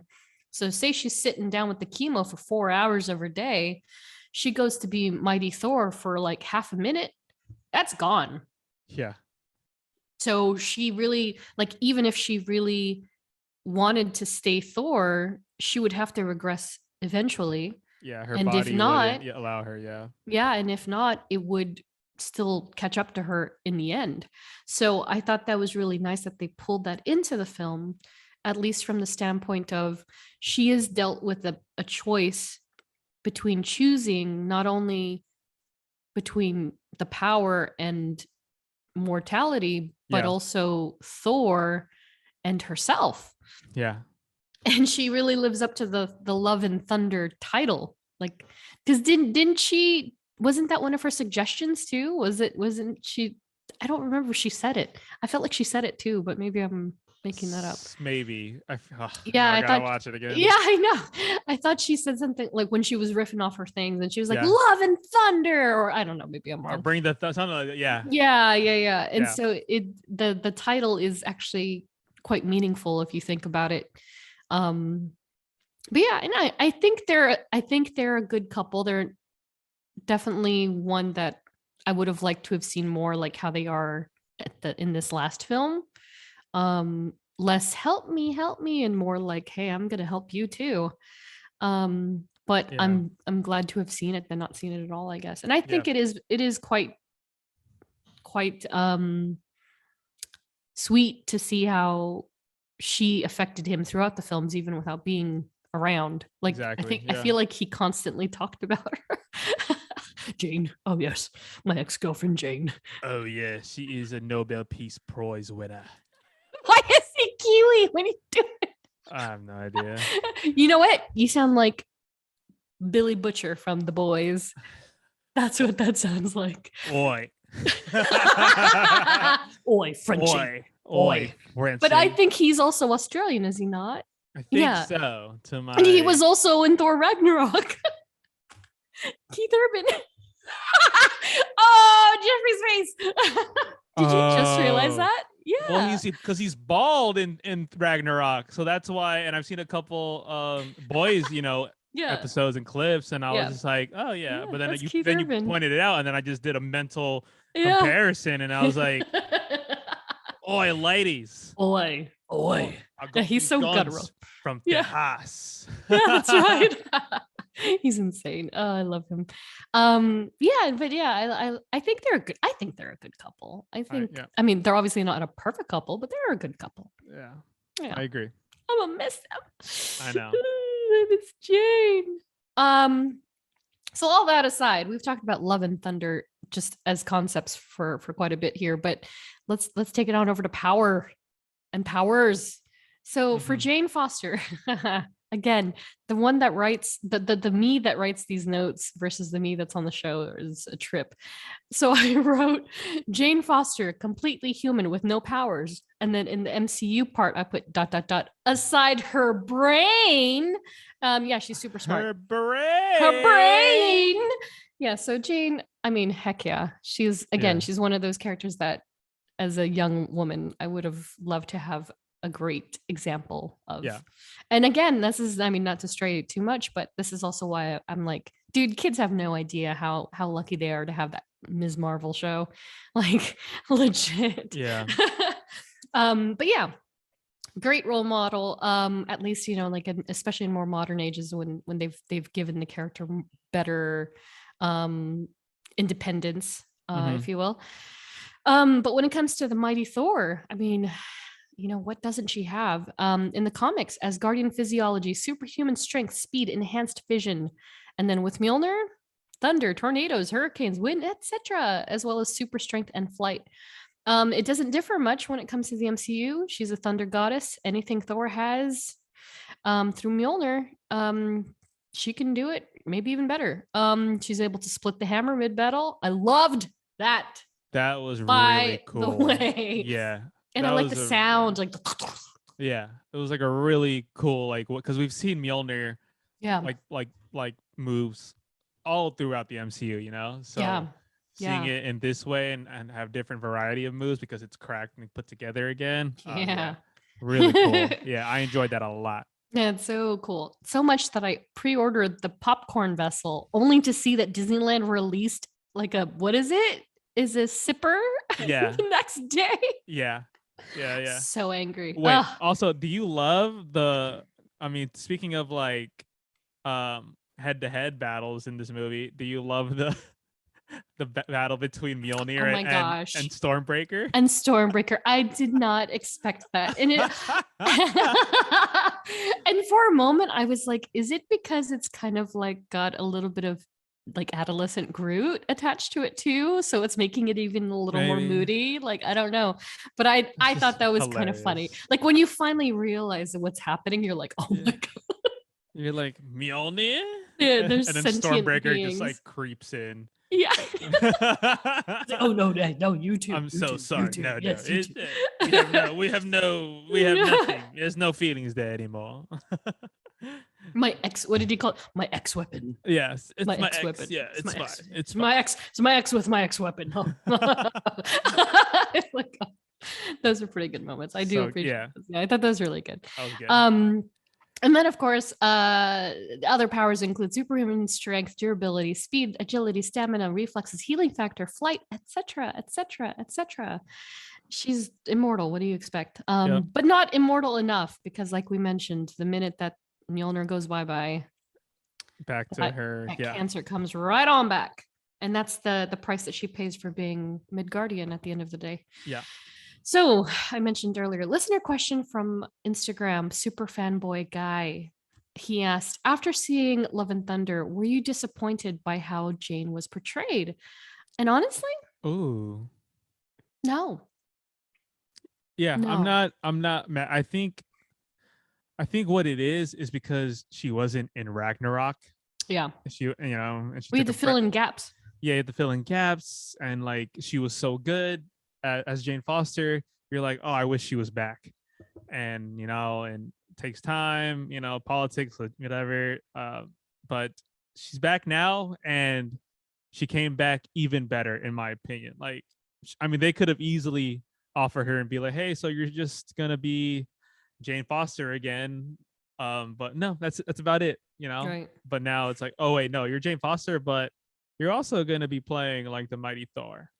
Mm-hmm. So no, to answer the question, I'm not disappointed. I liked it. I loved it. I loved that it was a different side of Jane Foster, and it added to the movie story. Like there was a reason for it. They didn't do it just to make her Thor. Like there was a reason for her. Yeah. To do it. Yeah, 100% agree with that. Yeah, I think I would say the same, even with the comic book counterpart in thought. Like, and we've mentioned this, we've kind of done this comparison in many episodes, in that like you and I, Jeff, are two people who really know how to differentiate. Like it doesn't have to be exactly the same to be good. Mm-hmm. And I think the same can be said with Jane. Like perhaps she doesn't walk and talk exactly like the Jane in the comic books, let alone as Mighty Thor. But I mean, yeah. I think that the liberties that they've taken with Natalie Portman's version in the way that they have, I think is really great. And it makes sense for her version. Mm-hmm. And I also feel like even when they were explaining the cancer and how she even grew up with it, genetically and how it was hereditary, Yeah. I think was also very well done, because you didn't have to get a sense of like, you didn't have to get like this full on like 20 Yes. minute. Yeah, you didn't have to get into it That's crazy. what Like it I made yeah, sense. I don't want to hear this super expository backstory, Right, like right, what happened since the last time we saw her, and then right. it's like, cool, you explained it in like 5 minutes. We're good. Right. Yeah. And especially with, extra consideration for Endgame or for Infinite Endgame. I always get them confused. Endgame? Yeah, yeah, For yeah. Endgame, that like she wasn't even technically really in it. It wasn't new, but the fact that she was in it that much kind of filled in the gap that she really hadn't been away for that long. Yeah. We've seen her in these films, and she had a cameo in Infinity War with a picture or whatever Avengers film it was. Yeah. So she's still around, but yeah, we really hadn't seen her for X amount of years. um and I think they brought her back well. Yeah, it was well done to me. Yeah. And I agree. oh, it was so tragic though. I'm just so sad. I said to a friend, asked me, he was like, oh, did you see it? And I said, yeah, I did. And he was like, what did you think? And like I gave him my little rundown, and I said, why do I always end up liking the characters that die constantly? That's just good writing then, Ah, in my opinion.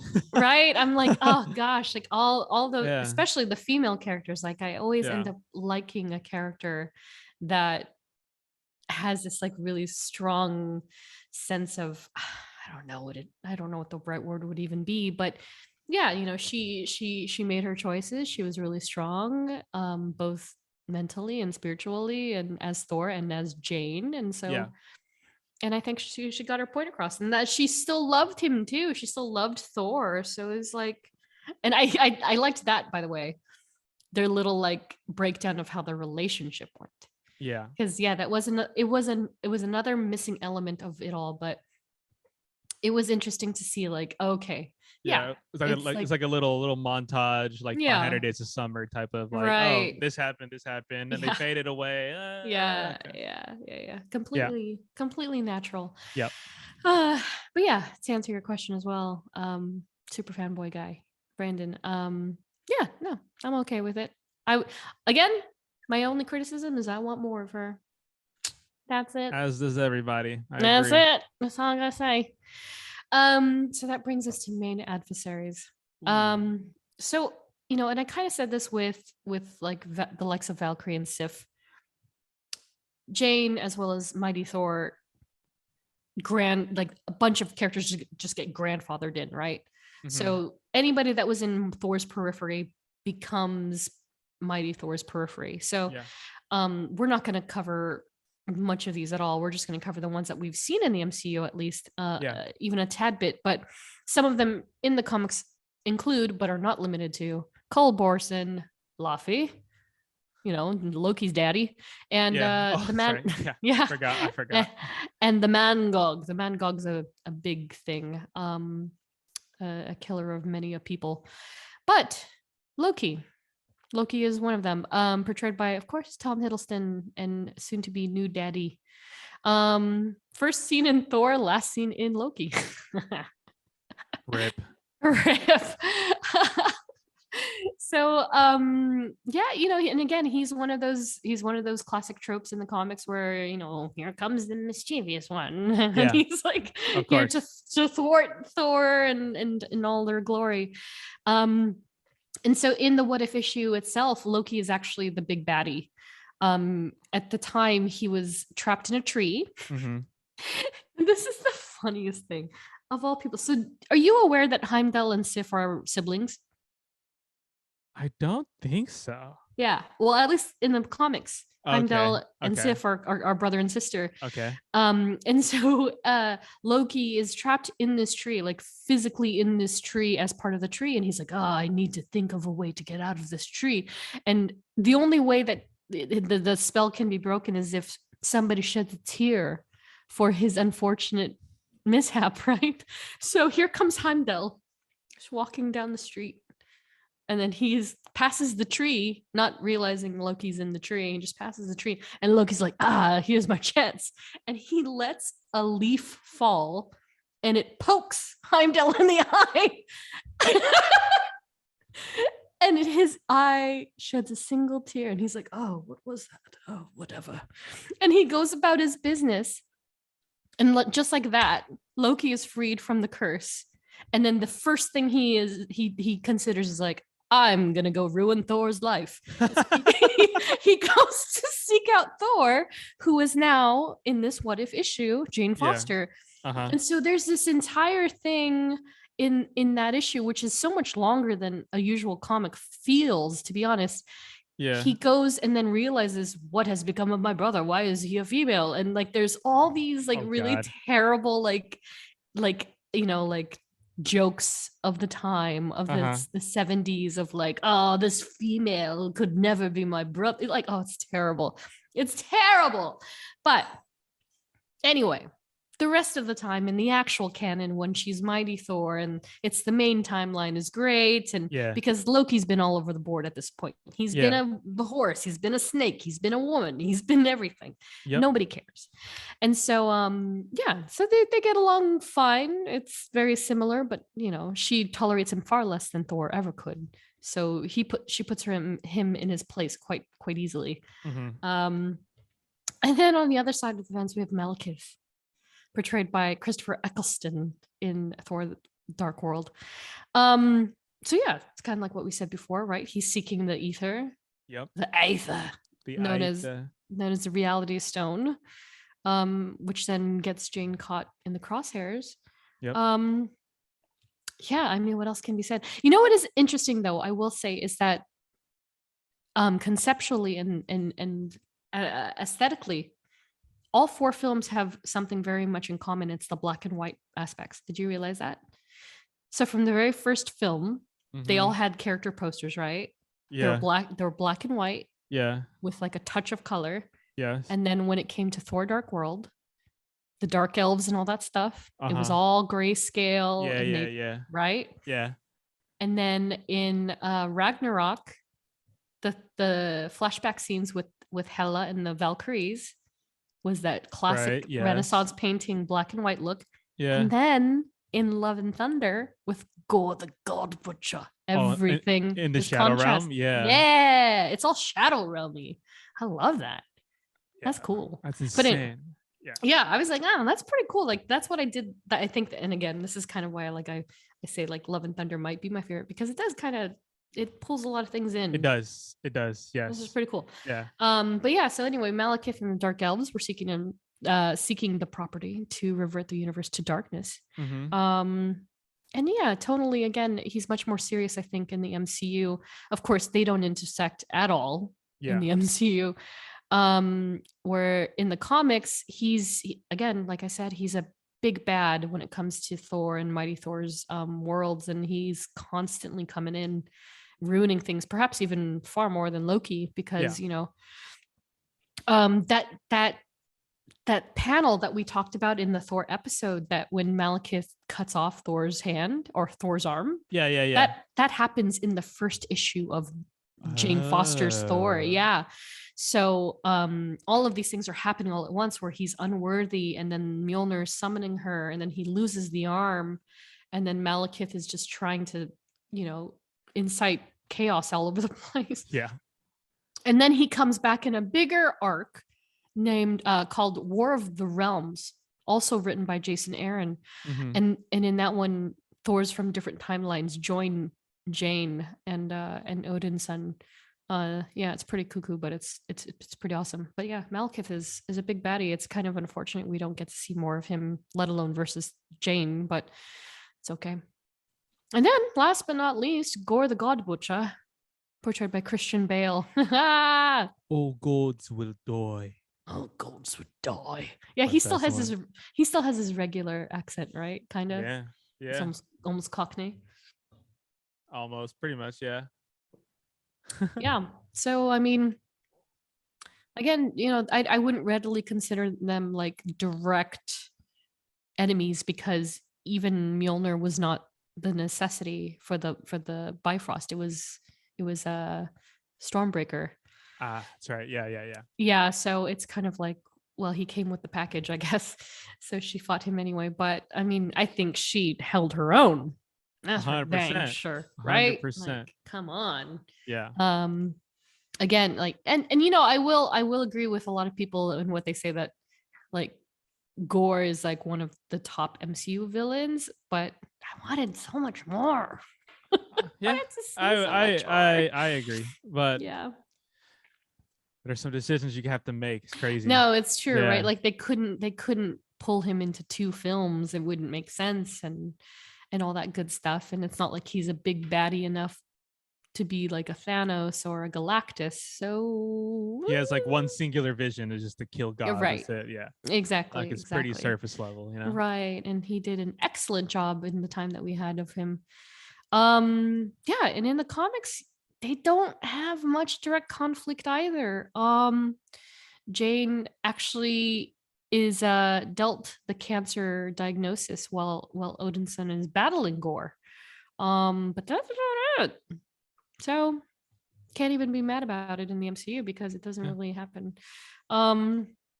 Yeah, and so for aesthetic, there's a few reference pictures for us that I'll also post online. But yeah, as Jane Foster, she's very much adapted from the 60s 70s look, you know, very pencil skirt, demure sort of young lady. And then in the films, you know, she's a cool scientist nerd.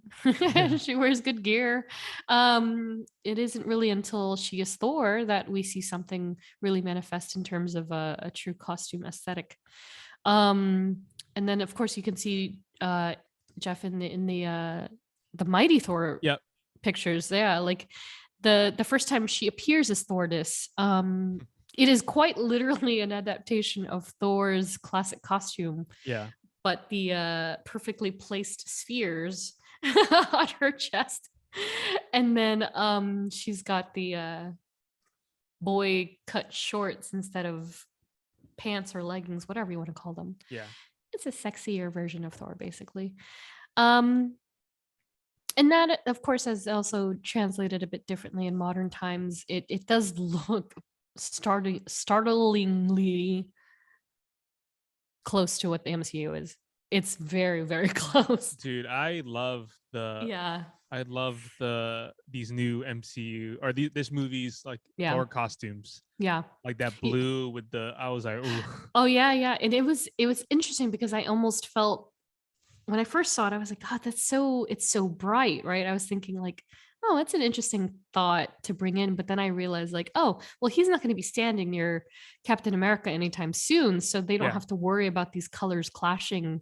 And 100%. and it's very comic booky. And of course, Maya C. Rubio returns as costume designer after Ragnarok. Yeah. She's fantastic at what she does. And you know, I could tell in this film though that they did use a bunch of tracking for Natalie Portman and the helmet. I was gonna Like say, yeah. I also love the helmets too. Like, Yeah. God, it looks so good. Yeah, and they all look slick, and of course Valkyrie as well. But yeah, you know, she clearly doesn't have any glam ups in this film. She is the glam up. Exactly. So that's just, yeah, like I said, the accuracy is astounding. It's so Love similar it. to the comic. Yeah. And then Valkyrie, I think I put a picture in there of Valkyrie as well. It is, again, like I mentioned before, it's got a bit of chainmail. It's very classic armor. I would love to see a MCU version of that, whether it be on Natalie Portman or even Tessa Thompson at this rate. Do you think we'll see a Valkyrie a Valkyrie Jane Foster in the future? I mean, if the people want it. I mean, there's just, I don't know, man. Like, there's so many different things that are possible right now. It's now it's just a matter of do the actors want to do it? Does it fit into this current MCU, you know, like slate, you know, that they're working on? It's like there's so many. It's hard to fit it, and it's crazy when you watch these movies, right? Like right now, you're like, oh my God, I want to see it. Like, I want that now. I want that dynamic now. And you're like, you know, you're not going to get it for another. You're not going to get it for another couple years if you're at lucky. all. Yeah, I mean, it took 5 years for a Doctor Strange sequel. That's very true. Yeah. How many are we from Guardians? 7? So Guardians 2 came out in 2000. I thought it was 17. Was it 17? I want to say it's 17. Oh, it was, because the first one 2014 and then 2017 and then Yeah. and then 5 years. yeah. That's the norm now because It's there's so many. wild. It's like, like Marvel has a very tough thing of balancing like the new characters Mhm. that they want to put on screen, but then also they have to pay homage. They have to do diligence to these current characters. That's Mhm. why Endgame was such a big thing. Is because it's a culmination of at least 3 of the characters. Right. So, but then like after all the other characters you've established throughout the saga, you're like, crap, like like people love this character and the actor loves playing this character. So what can we? Yeah, Yeah. it's a tough thing to balance. Mhm. So, but I Yeah. do. But to answer it, yes, I would love to see a team Valkyrie, Mhm. like Yeah. team up or a thing. Yeah, That'd be for cool. sure. So Oh. I mean, that'd be really cool to see, I think. Yeah. But never know. Exactly. You never No. know what they're gonna announce. Exactly. So nothing much more in terms of other versions and other media other than the what if episode we touched a little bit upon. That's I mean, yeah, I don't know. That was such a perfect episode too. Mhm. This kind of ridiculous, but Jane Foster, of course, voiced by Natalie Portman herself. Mhm. The episode "What If Thor Was an Only Child," Oh, that's right. Yeah. where magic and science came together, and then that one was magic and science because the matching tattoos. Yeah. Hi Odin. He can't hear me, but it's okay. But yeah, what did you think about the what if? Any thoughts about what if and that Jane? Although I feel like those two were very consistent with how they just have been in the films too. Exactly. I mean, yeah, like I said earlier in the episode, like I love all the what ifs, Mhm. because it's such an interesting concept and take on like, oh, what if this happened? What if that? And it's like, Yeah. man. But but going deeper into it, like Thor and Jane's dynamic, I've always loved, and so Yeah, can't for complain. sure. Yeah, 100%. I had to think about it for a second too. I was like, wow, she was only in one episode. And I was like, yeah, she But was only in one episode. She came back for it too. Natalie Portman Yeah. recorded for her, right? Yeah, she did. And I was like, haha, that's fantastic. I think they really got her back. And I was like, I'm into this. I like that. And I'm glad she's a team player because, like with her history with Star Wars, she wasn't super duper into doing these types of films, quote unquote. Yeah. Not so much because of like the actual production, but I think it's the fandom. It's another fandom issue. It is. Right? It's tough. Yeah. It's tough. Yeah. So I'm glad that she didn't get driven away. And I think hopefully this time she had a better experience for experience. sure. Yeah. So for the future of the character in the films after Thor Love and Thunder, I don't know. I think honestly this could be the last time that we see Jane Foster, and then perhaps even after all is said and done, that's it for her. Honestly, yeah, I agree. Yeah. And I think the fans should just be okay with that. Mm-hmm. Yeah, I agree. Like, again, as much as I would like to see more of her, I understand that it's probably not going to happen. And also I do appreciate the sort of realism take with the MCU when it comes to that they're not just going to bring her back and be like, well, she died of cancer, but we're just going to bring her back anyway. Like, I appreciate that they don't do that sort of thing. Uh-huh. But yeah, I guess we'll see. Yeah. Because Thor will return. We ran an Instagram poll, by the way. I don't know if you voted on this, Jeff, but the audience rated the 4 Thor films. 73% voted for Ragnarok as their favorite. Would you say Ragnarok is your favorite? I would say, I think the only reason I would say, or one of the huge reasons I would say yes, is because it was such a different take on Thor's character from what you've seen previously. So I think that's why a lot of people really loved it. It's because it was just like, oh, we've never seen Thor like in this light, in this type of tone and everything. And because it was such like a 180 like degree like flip for the character of Thor, people like loved it so much, because before he was always so like as God, like grandiose, like oh yes, but now he's still that, but Yeah. a little human. He's a little human inside, Mm-hmm. and he can crack jokes and it makes sense because he's been hanging out with the Avengers, and Right. the people he's around. Question. Huh. Do you think tonally, when they realized that perhaps they might have him be with the Guardians for a little bit, that maybe they thought, let's introduce a lighter, more colorful version that will more seamlessly integrate? I mean, sure. Yeah. Maybe. Because that's how the Guardians humor is. You have Mm-hmm. to like and then for Thor to hang out with them, and it makes sense. That behavior makes sense. Yeah. But I like that even though the Guardians' appearance was very short and brief in Love and Thunder, there was a reason why there was there like Pratt like Star-Lord gave like, look man, like Yeah. you need to feel something, like Yeah. it's better to feel something than nothing at all. And I was Mhm. like, wow. Yeah, I know. Wow. Of all characters, I said Yeah. this to another friend. He had asked me what I thought about it as well, and I said it's kind of funny because you almost don't expect to like Peter Quill of all people to be like Yeah. more chill and mature than even Thor, but here we are. Here it happened, and he needed to hear things that unfortunately people who have lost could only really tell. Yeah. I don't know. But yeah, I mean, Ragnarok, I love the lighter tone that I know people think like, oh, he's a god, he should be more, and I feel like he displays that, but it's also there's nothing wrong with showing a little light. Yeah. I don't Not know. at all. I'm not opposed to it, but obviously other people have other opinions. But, yeah. Because so many people are saying how they wish that Thor was like more serious, and I was like, but honestly, it's kind of like I said to you the other day. I always feel, to me, Thor has always been quite humorous.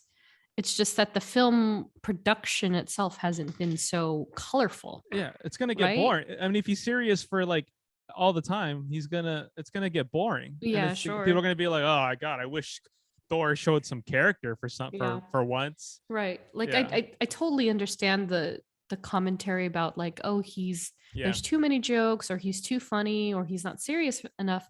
I get it. I think that he does have the moments where he is more serious that balances it out eventually. Yeah. He had a lot of serious moments in Love and Thunder for sure. Yeah. So I think so. I was like, okay. Yeah, and I definitely agree with that. So the audience rated Ragnarok as their favorite with 73% of votes.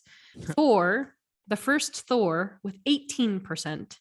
Love and Thunder with 9%. I mean, many people have also said they haven't seen it yet, so sure. There's also that.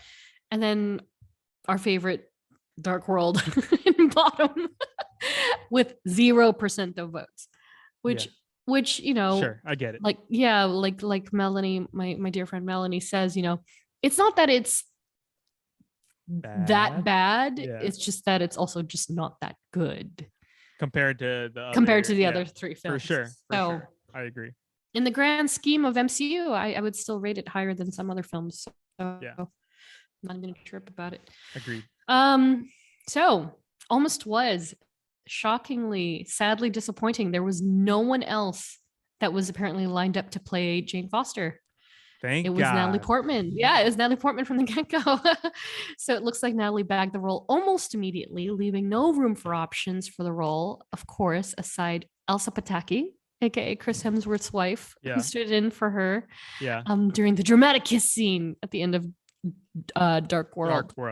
Directed by Alan Taylor. So I'm kind of happy about that.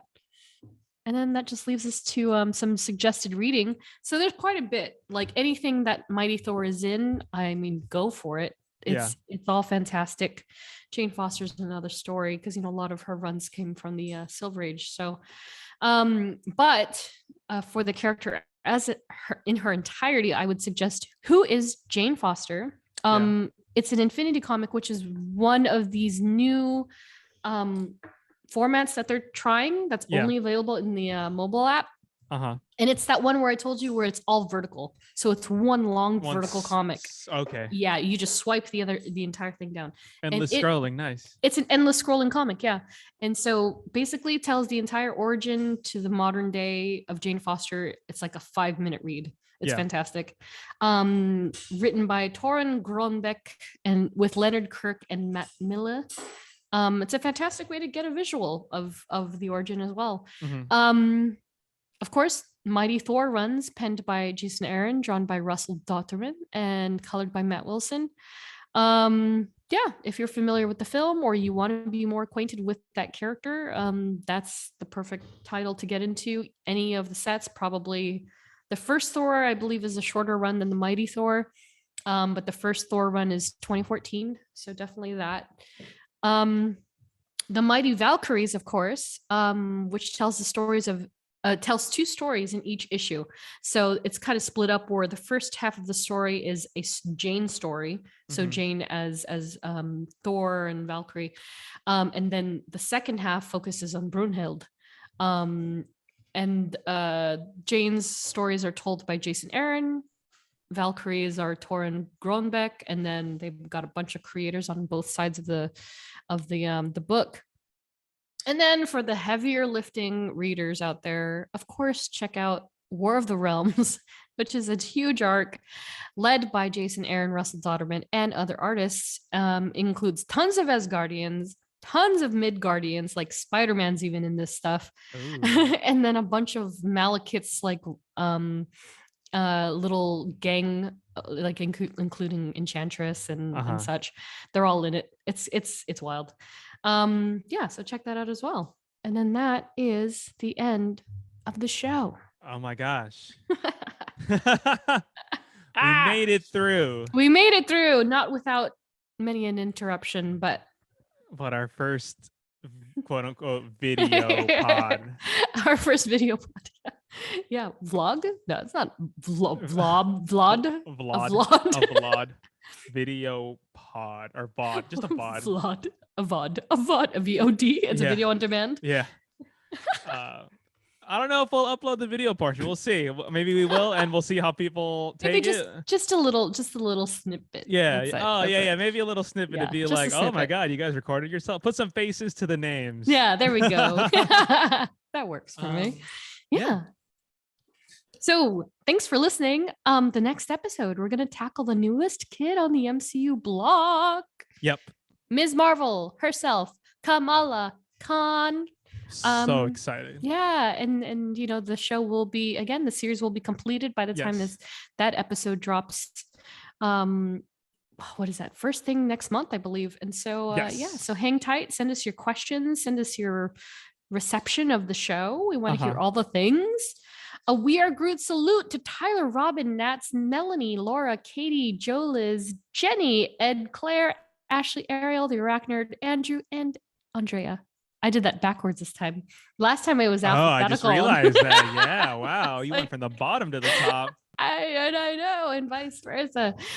We have a handful of the We Are Groot tier left. So that means we only have X amount of merchandise that's affiliated with that Patreon tier. So if you want it, you got to get it now. Otherwise, we still have the other Patreon tiers. Yeah, that's really cool. I love sending stuff to people. So please, thank you so much for your support. Follow us on social at STRKCNTRST. And if you like what you hear, review, rate, and subscribe. If you review, rate, and subscribe, you will get to pet Odin. Oh my gosh, it's so worth it, everyone. Odin appreciates the best. Okay. Oh. Okay. Okay, buddy. Self-grooming is extra. Yeah. But guys, once again, thank you for hanging in with us. Thank you for listening to us. And we will see you in the next one. See you in the next one. Bye. Bye. Jane, sorry. I just needed to make sure you were real. It's been a very strange day. I am. Jane, Where were you? where were you?